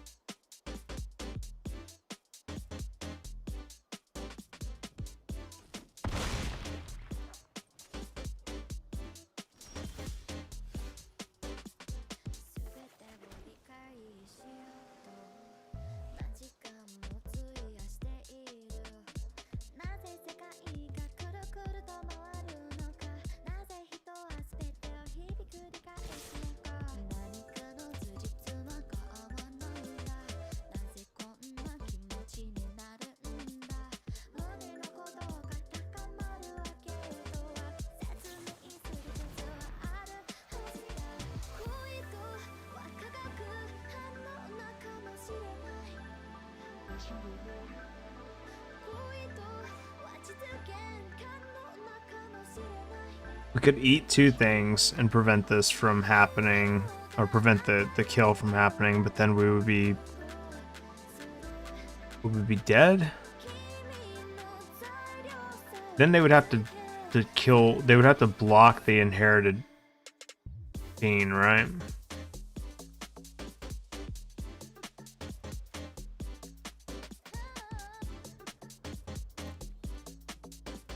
Yeah. Let's do that.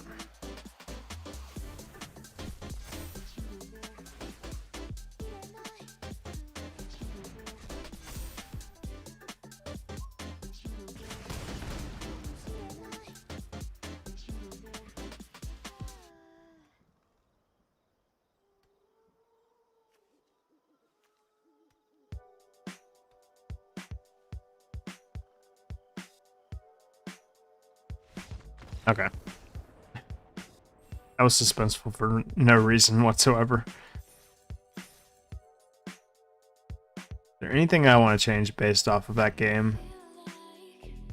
I don't think so. I don't really think any of that was definitive. All it makes me want is more white cards so I can justify this. But no, I don't think there's anything I necessarily change. I mean, it wasn't that bad, honestly. I could kind of see maybe we're only playing 1 Covetous Castaway. I thought we were playing 2. I was gonna say I could kind of see cutting 1. But no, as it stands, I think I'm cool with this configuration. I don't think it really gets that much better than this. I think as tempting as it is for me to splash white, it's just not it's not plausible because it just kills the consistency of the deck. Had we've gotten more white cards, more incentive, then yeah, probably could have made a case for it for sure. Which was what I was hoping for, but unfortunately the table had different plans because it seemed like everybody was in white in the pod, so all Gucci. Yep, I mean, these openers are looking good.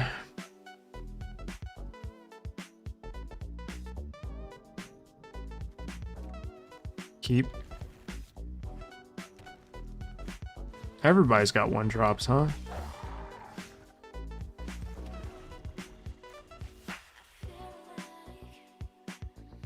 I think we play the Strangler. Almost no matter what they play.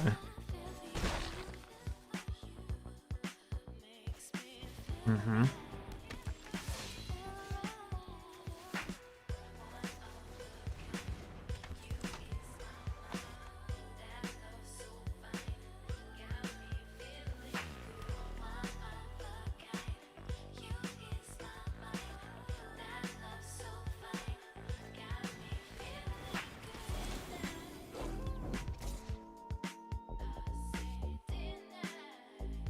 I mean, my creature can't block, so...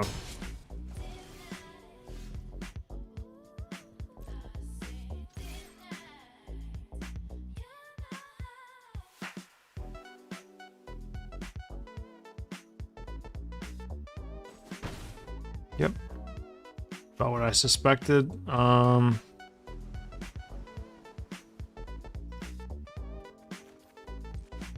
Just put locked in the cemetery here. They can sacrifice their creature, that's fine. I mean, either way.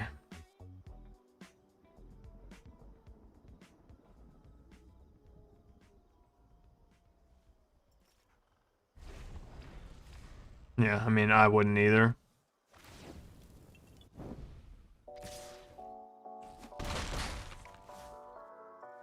Next turn we attack with the Vengeful Strangler. Probably play Bat Whisperer. Oh my lord.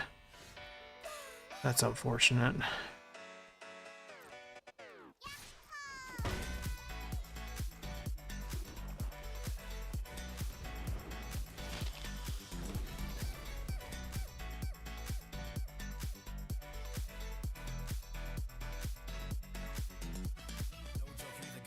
I got this in my first draft, and it was pretty strong. It's a good card. It's definitely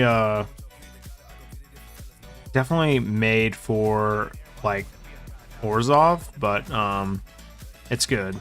It's very good. I think I just take the 2.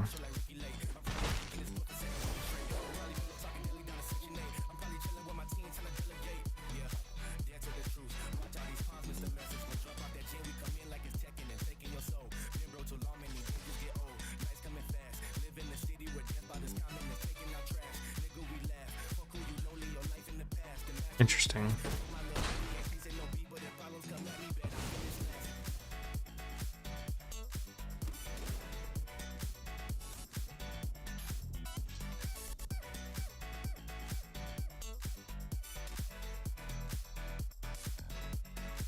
We play this or Gale Drifter?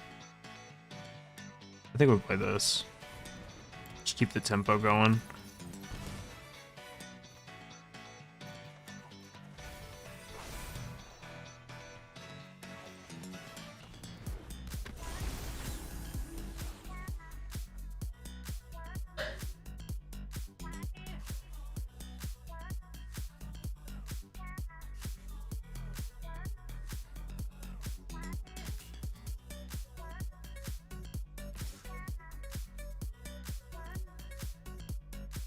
Take 2.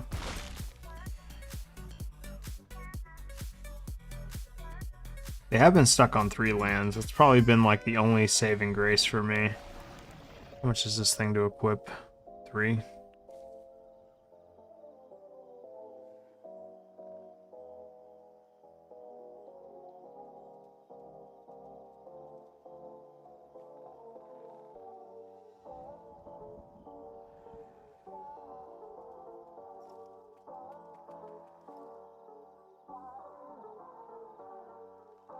Opponent's really thinking. Okay. Interesting. Makes sense.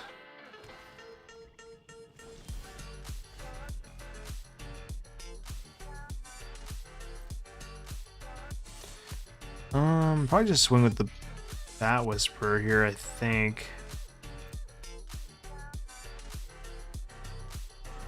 Yep. Go ahead and pitch the Gale Drifter.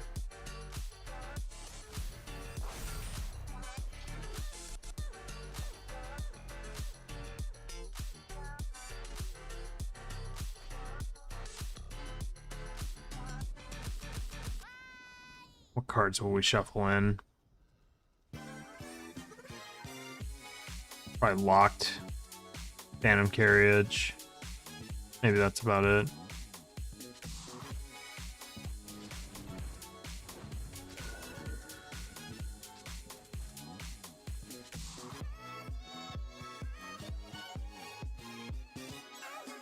Yep. Cool with that. We need 2 more creatures to flip that. Yep. They're gonna exile Gale Drifter here. Seems decent.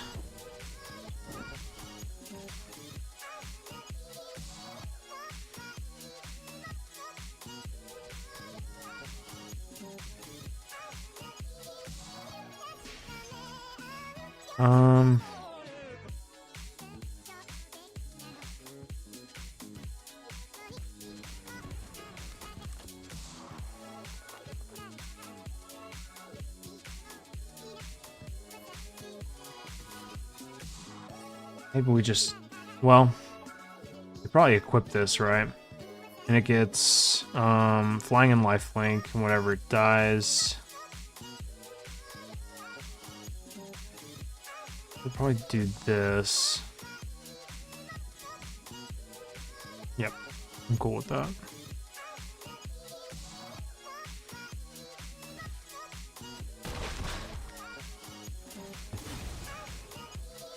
Draw a card. I'm cool with discarding that, actually. Discard it. Flip our thing. Play a land. Play No Way Out. Make them discard 2 cards. Not that they're in a shortage of cards or anything like that.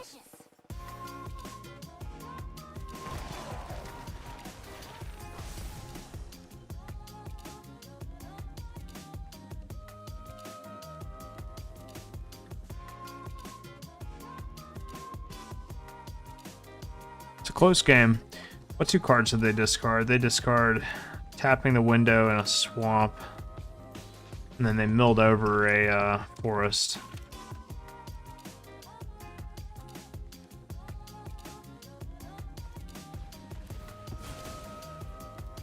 Sure. Although, I think that was a misplay. I don't know. It's hard to say.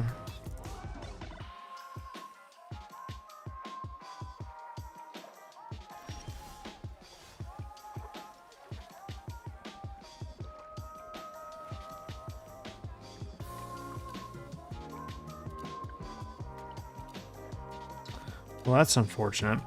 We don't really have any kind of follow-up to this. Our hand is suddenly full of lands, and I mean, they kind of have the inevitability on us. I mean, I guess I attack with Novice Occultist and, you know, trigger the Morbid Opportunist. We'll do that. See if they just take 1 here. Yeah, I definitely think that's incorrect, but I'm glad they did it.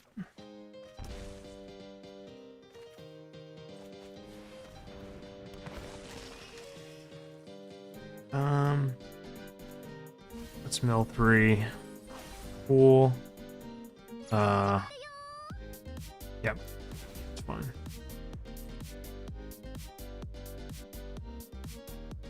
It's unfortunate because now they're going to be able to equip the Death Bonnet Hulk, and we're going to have to find a way to deal with it, essentially.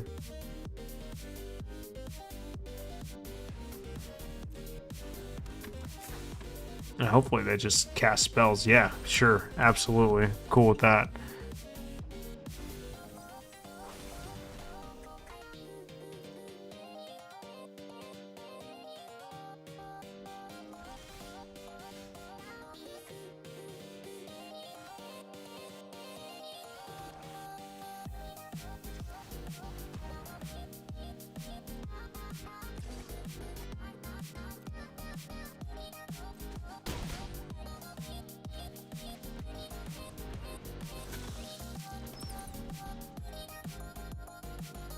So we'll just keep playing creatures. We'll just keep attempting to establish a board state and make blockers. And I mean, we're hanging in there. But opponent is definitely in a better position than us, I think. Yeah, that hurts.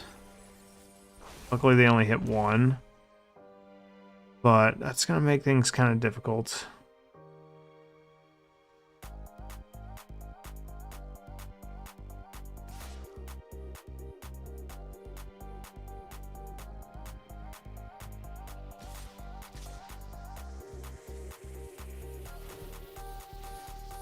Let's see here. This card says, whenever a creature dies or a creature card is put into a graveyard from library, each opponent loses 1 life.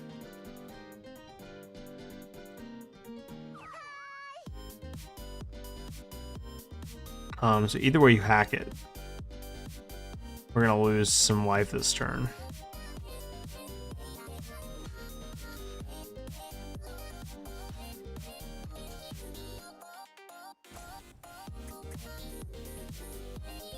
So we're gonna lose 3 if we do this. 4 actually, because we would 1, 2, 3, 4, 5. Yeah, that's actually all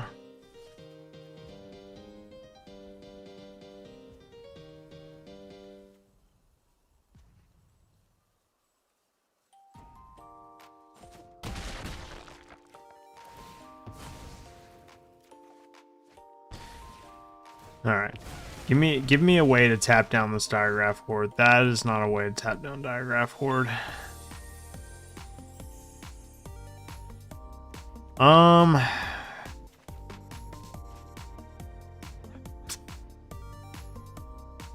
almost there.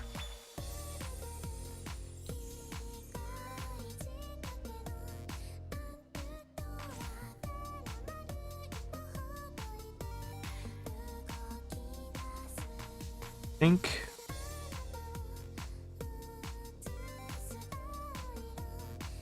we might be dead. We're definitely losing one creature, at least, right? We're losing two. So I have to pop this. I don't have that many lands left in our deck.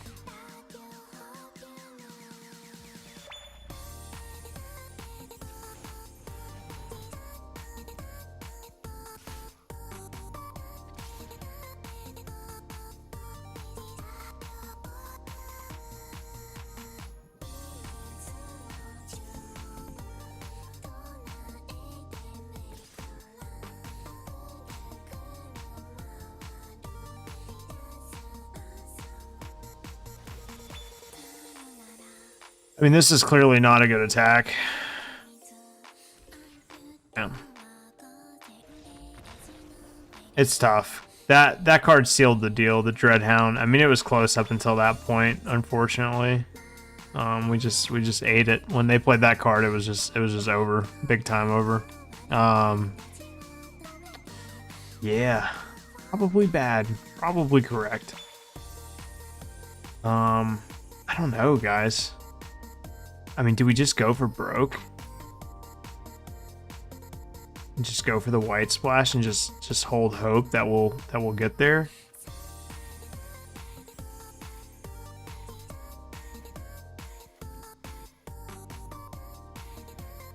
I mean, we have a few white cards. What if we like just take out some of our bad cards here?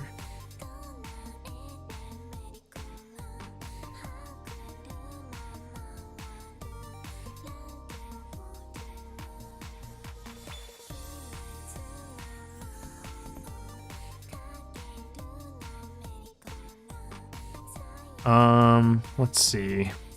How do we want to play this?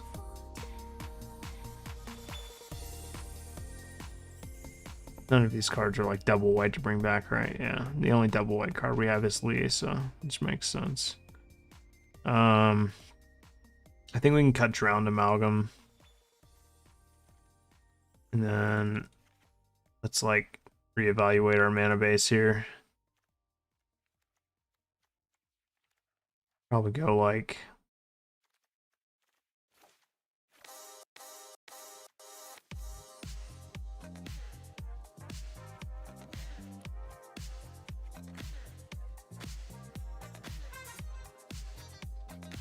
we're gonna put the Godzilla lands in for this one. You know, I had totally forgotten about this until until I saw these lands and I was like, oh yeah, that was something that I participated in, but I love these promos. We're going for broke. We're playing the white splash, even though it's like it's a real stretch for sure. It is a real stretch.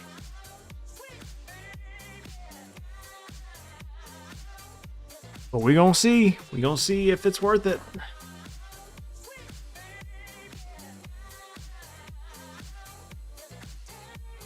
What time is it?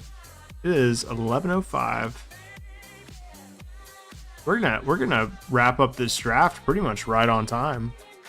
More than likely.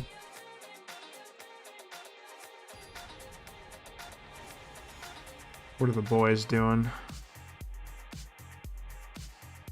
We got one person playing New World. Oh, it looks like everybody's playing New World. Never mind. I lied.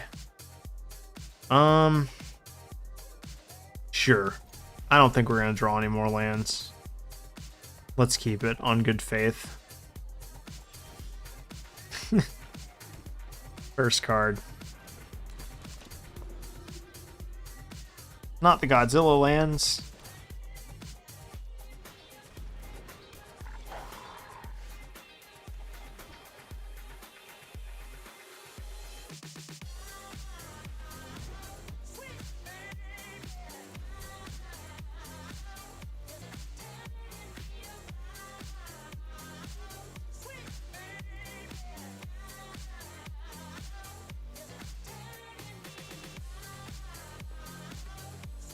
They attack, we just obviously take the damage here. I don't think there's like really any real reason to block. Is to block. Sure.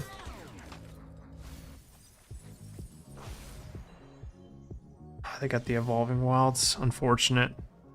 Body Vision 253, thank you so much for the follow. We appreciate it. Look at the sweet prize I won. Welcome to the stream. Hope you're enjoying it. Hope you're having a great Friday evening.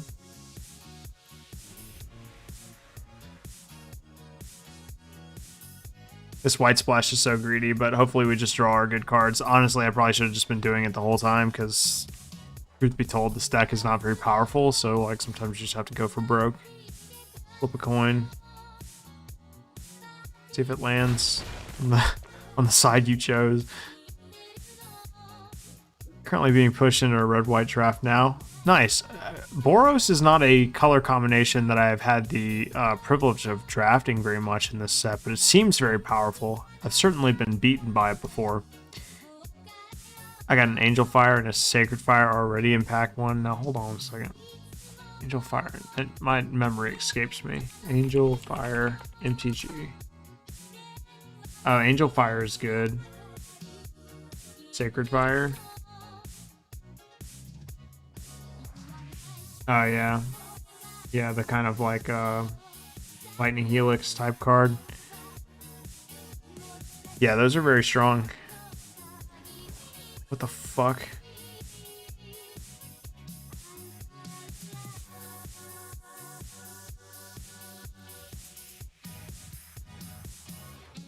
This is most unfortunate.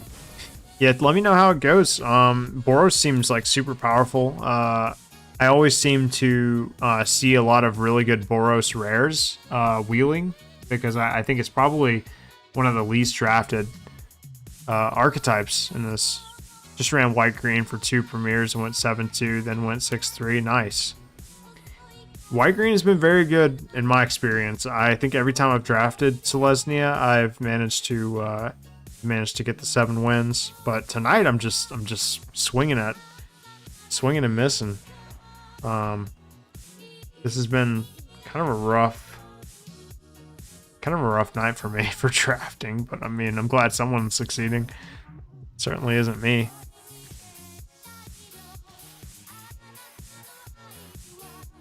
Okay, if they're attacking with both of these, we clearly just block the Eccentric Farmer, right?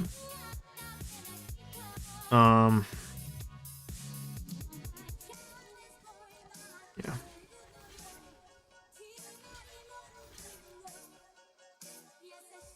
Big key for Selesnya was to get some reach or flying.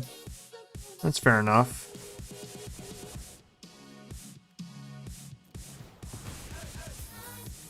Being able to get a lot of creatures and trigger your what do you call it, like the Covenant abilities or whatever it's called, is super huge too. And like some of the white-green like uncommons are just like absolutely bananas. Like you don't even have to get a lot of rares for Selesnya to be good. Like the white-green uncommons are often enough for you to like go wide and just overpower your opponent.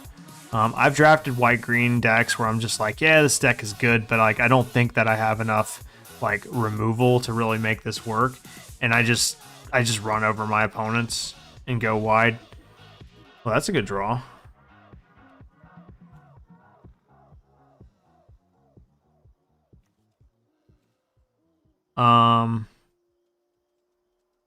That and destroy toughness greater than 4 saved me 2 games. Yeah, that card's hit or miss for me in my experience. It's either really good or it's like just kind of like okay. But I'm glad it's working out for you.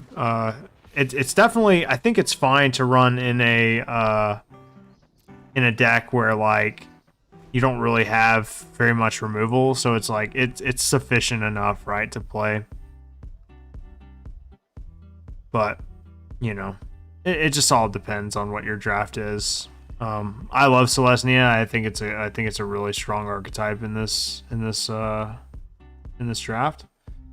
But I've only had a chance to draft it like a couple of times. Most of the time I find myself falling into Orzhov or Izzet, I feel like. This attack, yeah, that makes sense. Sure, sure.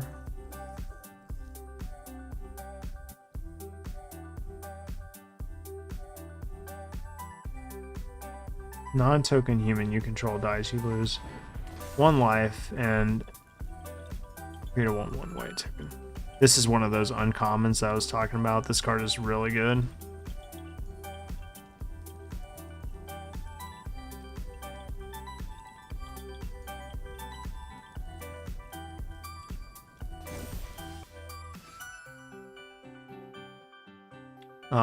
Yeah, it's pretty good, I think.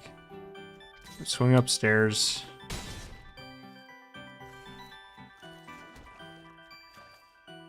Play this. Make them discard some cards.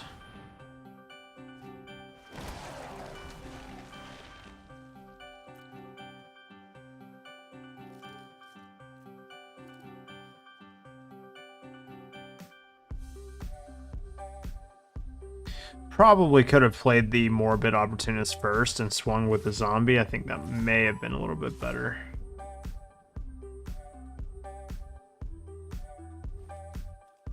We're going to take a whopping 7 damage. Well, no, I would block 2. We take 7-10 damage, go down to 6. That's if we just want to drop, like, block one of these.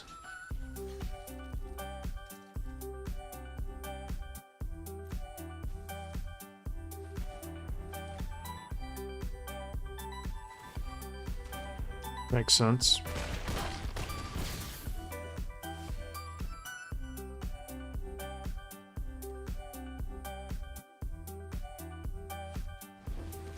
Wow. Off the top, huh? Pretty good.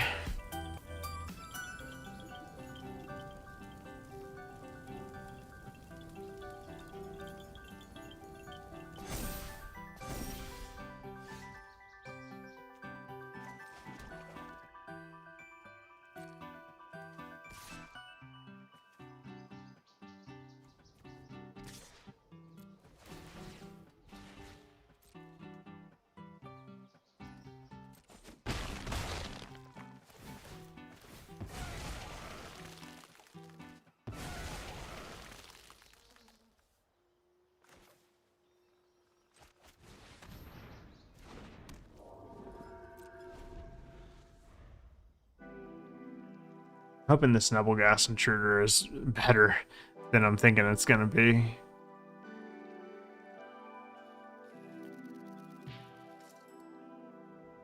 With the second Contortionist, that was just a fabulous rip. I don't really know if I'm gonna be able to have an answer for it, but we'll see.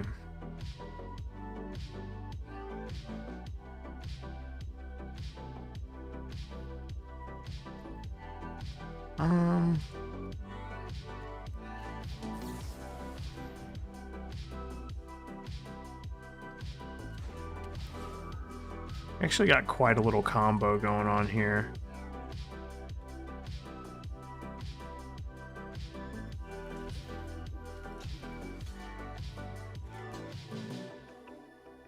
The only chump pog. Thank you so much for following. Appreciate it. I hope you're having a great evening. Great Friday evening. We are currently getting our ass beat. So I'm glad you could tune in to see me take a complete beating. I'm actually kind of glad they're killing the Nebelgast Intruder here. Returning that to my hand. Oh, geez. That was... Whew. You want to talk about another good rip. I mean, not amazing, not incredible, but it's still just... It's gonna go back to my hand. We're gonna get a zombie, so that's cool, but it's still tough. I mean, it's still pretty rough. Liesa is just really, really good.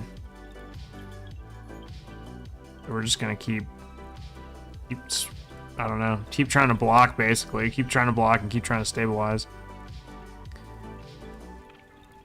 Is what we will do. I think my opponent is just gonna try to spread the love over here.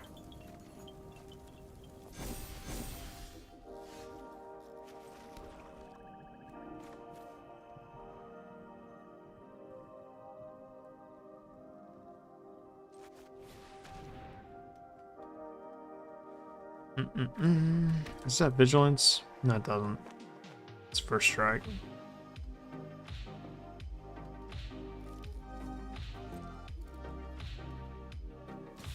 Attack like this, we have 2 blockers. 3 blockers, technically.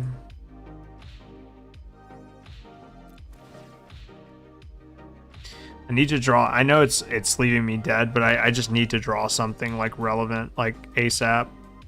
Because like I'm not gonna win in this order, basically. They're gonna give that lifelink. It's fine. They're gonna negate the damage. We're gonna gain 4, go to 10. They're gonna just gain 4, go to 20, and then back down to 16. This was one of my fears with this deck, is just not having a lot of removal, and how that might affect us. It's a decent draw. Can actually play that. Going to play the Castaway as well.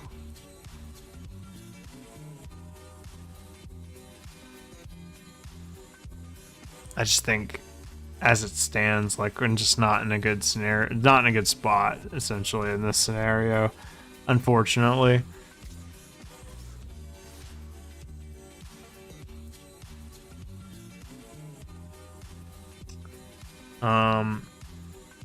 I definitely think that the Contortionist troop is worth killing here.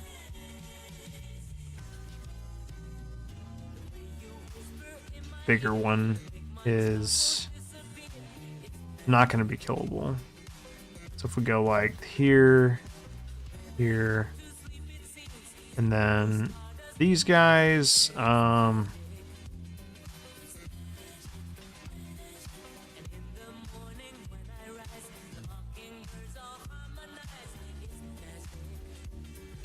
I don't want to block too much because I'm not going to be able to play everything next turn. But taking 8 is going to put me down to 2.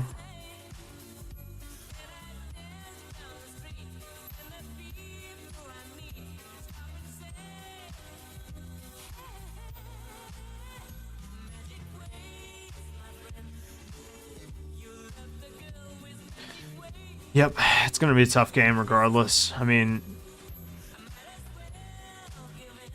just going to give something lifelink, that's fine. It's like one bomb versus the other, basically, at this point.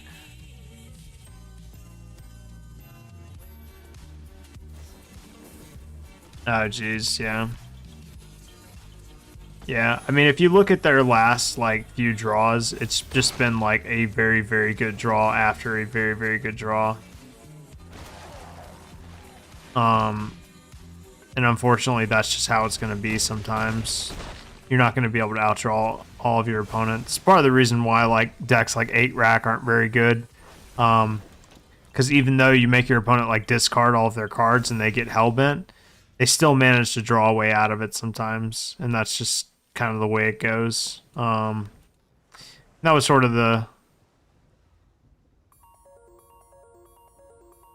Oh, okay.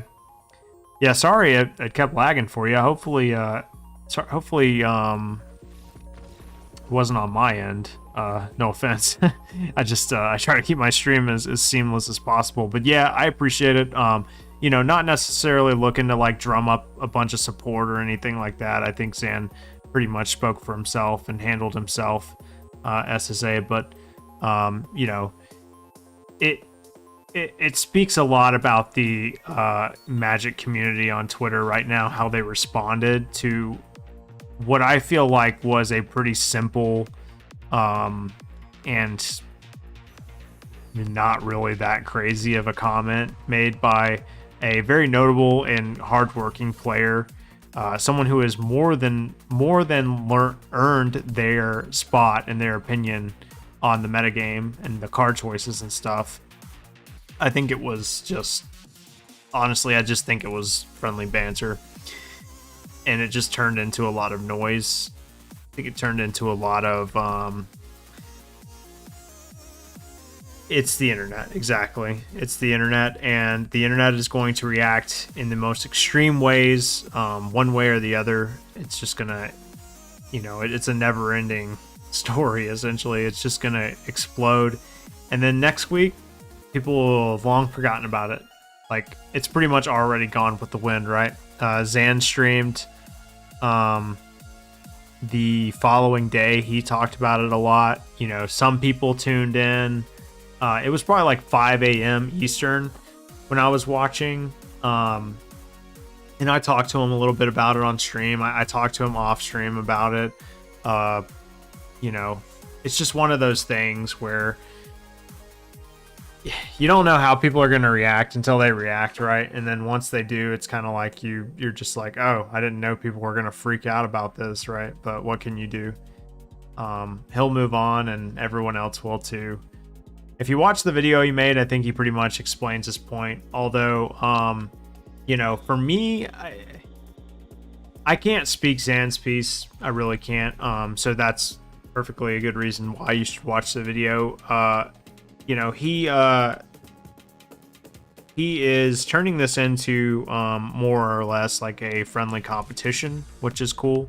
MTGA is definitely his thing. It's definitely his jam. He is far and away like the number one Magic Arena ranked ladder grinder. There's no debate about that. So I think his challenge more so favors him.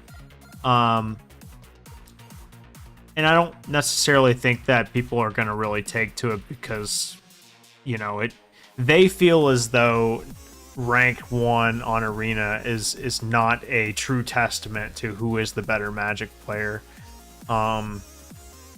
Subjective, right? That is not an objective opinion. That's a subjective opinion. On certain merits, that is a definition of the best Magic player. It's the best Magic player on the ladder, right? By definition, right? That is an objective truth. But define best. Is it the most well-rounded? Is it the person with the most accolades? Is it the person that wins one singular tournament that quote-unquote proves who is the best? Now, I don't necessarily think that's a good study. That's a very small sample size, right? Whereas ladder grind is a very large sample size, but kind of reaches into that realm of, if you're grinding ladder and you're number 1 on the ladder, it's like, yeah, you're very, very good at Magic, no question about it, but it also is just a testament to how willing you are to stick to that grind, because I've done that on Hearthstone, and it was a fucking pain in the ass. I don't ever want to do that again. I didn't even reach number 1. My finishing rank was like 120, and I was like, yeah, I'm good on that. I've called out players from Magic that are 100% better and never had them try to tell me I'm wrong. And I've interacted with both of you, and I think Magic Twitter has gotten a lot worse, and I feel, yeah, it needs to be, I think we need to condemn this kind of banter. Is fine, like back and forths, like friendly shit talking and stuff like that, and just, that stuff, whatever. But when it starts to get personal, which is where people took it, we don't need to condone that as a community. We need to condemn that, and not enough people are condemning it. And I hate to say it, but the pros can be some of the worst offenders of that. And Magic pros do this thing where they make really underhanded comments because they're very intelligent people and they're good at wording things in a way that might not seem like a personal attack at first glance, but it actually is underhanded and snide and just all around disrespectful. And I don't think Zan's comment warranted any of that. I think it was totally tasteless of, you know, what some of the professional players said in response to him. I think they were waiting for their moment to belittle him, and they found it, and that just doesn't set a good example for the rest of the community, because it gives the green light for the rest of the Magic community in between to fucking pile on. It's like, oh man, if I say something bad about Zan, then maybe Jerry Thompson or LSV or Cedric will notice me, right? Is that what we really want to encourage? Is that what we like, the precedent that we want to set for like future Magic players? Like, hey, by the way, new Magic player, if you call out somebody on Twitter and like totally talk shit to them about their personal life, your clout level might be elevated and you might be like one of us, like you said. But yeah, I'm glad you agree, and I think most people, now that the storm has kind of calmed down a little bit, I think most people are starting to come to their senses a little bit about it. And I've already seen a bunch of comments say like, hey guys, like, this is a little excessive, you know? Like, given the content here, given everything in front of us, this is a little excessive. Like, can we dial it back a little bit? And it's like, yeah, that's what a sane person would say, right? But, you know, Twitter is, it's the internet, like you said. So, but anyway, I'm really glad, by the way, that you came by to talk about that stuff. Because, I mean, honestly, this has been something that I wanted to get off my chest. And, you know, I talked about it a good bit earlier tonight, and a lot of people chimed in and had some good opinions. And I'm glad that I was able to talk about it. I'm well aware I've played against a few pro, and some are nice, and some hate that they lost or almost lost versus an unknown player. Yeah, I made that point actually just the other day to my fiance, because she's not a Magic player, but you know, she gets to listen to all my fucking rants. Unfortunately for her, and depending on who you ask, you know, some people know who I am, some people don't know who I am. It just depends on who you ask, right? And I don't take offense to either one. But I've had my moments in the sun. I've almost top 8'd several GPs. I've had my moments of glory, I guess you can say. And yeah, I'm not going to name any names, but you're right. I've played against professional players who have played on pro tours, and players who just the weekend before won a GP in the same format, and here I am sitting in front of them and I beat them, right?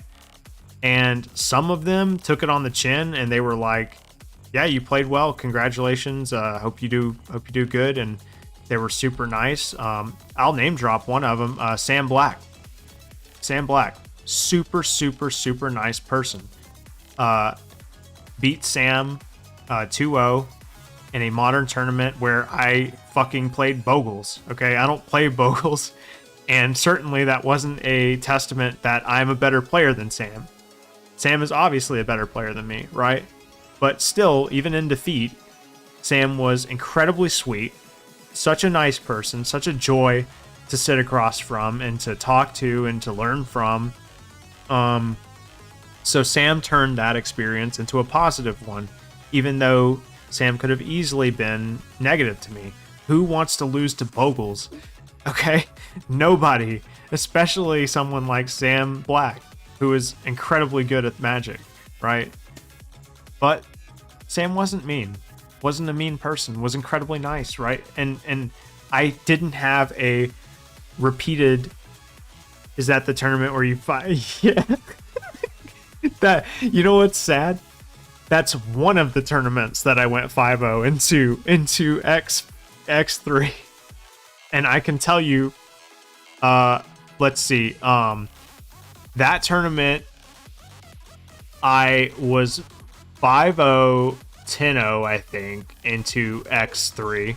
I lost to, at first I got paired with Jody, and Jody and I are friends, so Jody Keith knew what I was playing, and he stomped my ass, and then I just fell off the map. Another tournament, I played Bridgevine. I was playing 4 main deck Ley Lines of the Void because Dredge was really hot that weekend. This wasn't an open, by the way. I started out 5-0, 10-0. I was on top of the world. I thought I was a god because I fucking, like, I just fucking, I don't know. I just had a moment of clarity where I was like, I'm going to play 4 main deck Ley Lines of the Void. I had opponents called judges on me because I was like, starting the game, turn 1, Ley Line of the Void. And they're like, yeah, judge. Understandable, right? Interestingly enough, they can't tell you whether or not that is a card in your opponent's main deck because they can't tell you, like, they can't hint at the quantity, but I would tell my opponents, yes, it's in my main deck, and the judge was like, we can confirm.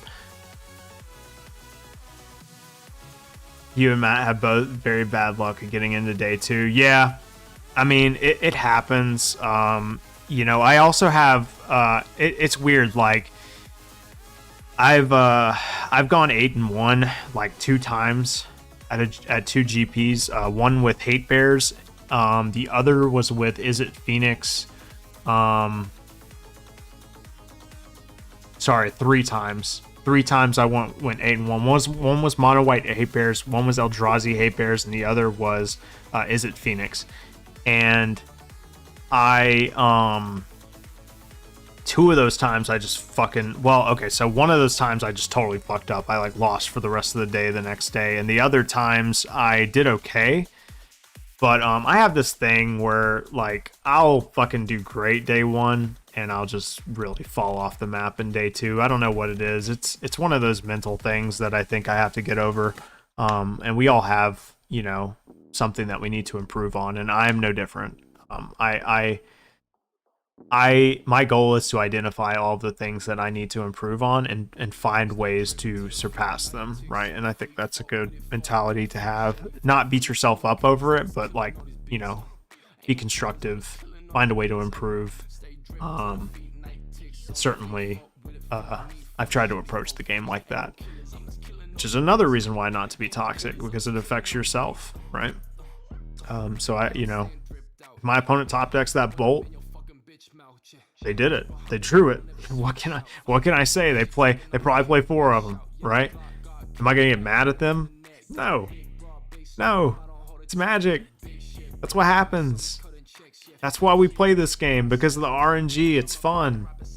If we wanted to play a game with no variables, we play chess, right? The only variables is who you play and who goes first. That's it. So that's how I feel about it, you know. But I'm going to wrap things up. SSA, thank you so much for coming around. It was awesome talking with you. It was awesome talking to everyone else who came by earlier. Super fun, even though I didn't really do too good in draft tonight, which is fucking weird. Usually I do pretty decent, but whatever, you know. So I'm going to be doing D&D tomorrow. Dungeons and Dragons, 9 p.m. Eastern to 1 a.m. Eastern. You definitely don't want to miss that. I'm going to be wearing a fucking eagle suit. It's going to be our last D&D stream for a while. We're going to start a new campaign, so we're going to wrap things up. We got a Bone Devil to kill. Super enormous and crazy looking demon from, like, another realm. So you guys definitely want to check that out. 9 p.m. Eastern to 1 a.m. Eastern. D&D 5th edition, be there. And then I think Sunday's a break, and we'll kick off the new week. More streams, probably more Magic, more new world. What are words? And yeah, Metal Magic is a very big deal. Mental Magic, I got you. Mental Magic is a very big deal, and it doesn't get talked about. It took me a long to realize I needed to improve that aspect of my game. Yeah, totally. It's more mental, right? I mean, there's physical aspects of the game too. Like, Travis Wu taught me about that a lot. Like, physical aspects, like dependencies, needing caffeine, needing eating like cheesy ass, greasy ass food the night before, then showing up to a 9-round tournament the next day and thinking that you're going to be, like, mentally and physically okay to play that long. It affects you. Physical, right? It's experience. So it's good that you picked up on that. It took me a while too, but I think we're both there, and it's a good thing. It's how to elevate yourself, and I think that's important. So, but thank you, and yeah, I'm gonna wrap things up. So you guys have a great rest of your evening. If you're watching the VODs, you can find me at twitch.tv/Danny_Bambino. Hit that follow button. Twitch.tv/Danny_Bambino. Hit the follow button. 200 followers, cryptocurrency gets announced, cryptocurrency giveaway gets announced. All you have to do is follow, guys. That's it. That's all you have to do. Hell, you can even unfollow after 200, right? You can be like, oh, did I win? Check my lotto number. No, I didn't win. Okay, unfollow that guy. I don't want to watch him anymore. I'm not telling you to do that. I hope you stick around, but hey, I mean, what can I do? It's my rules, right? So definitely check that out, guys. Thank you so much for watching. As always, so appreciated of you, and I'll see you next time. Saturday, 9 p.m. Eastern.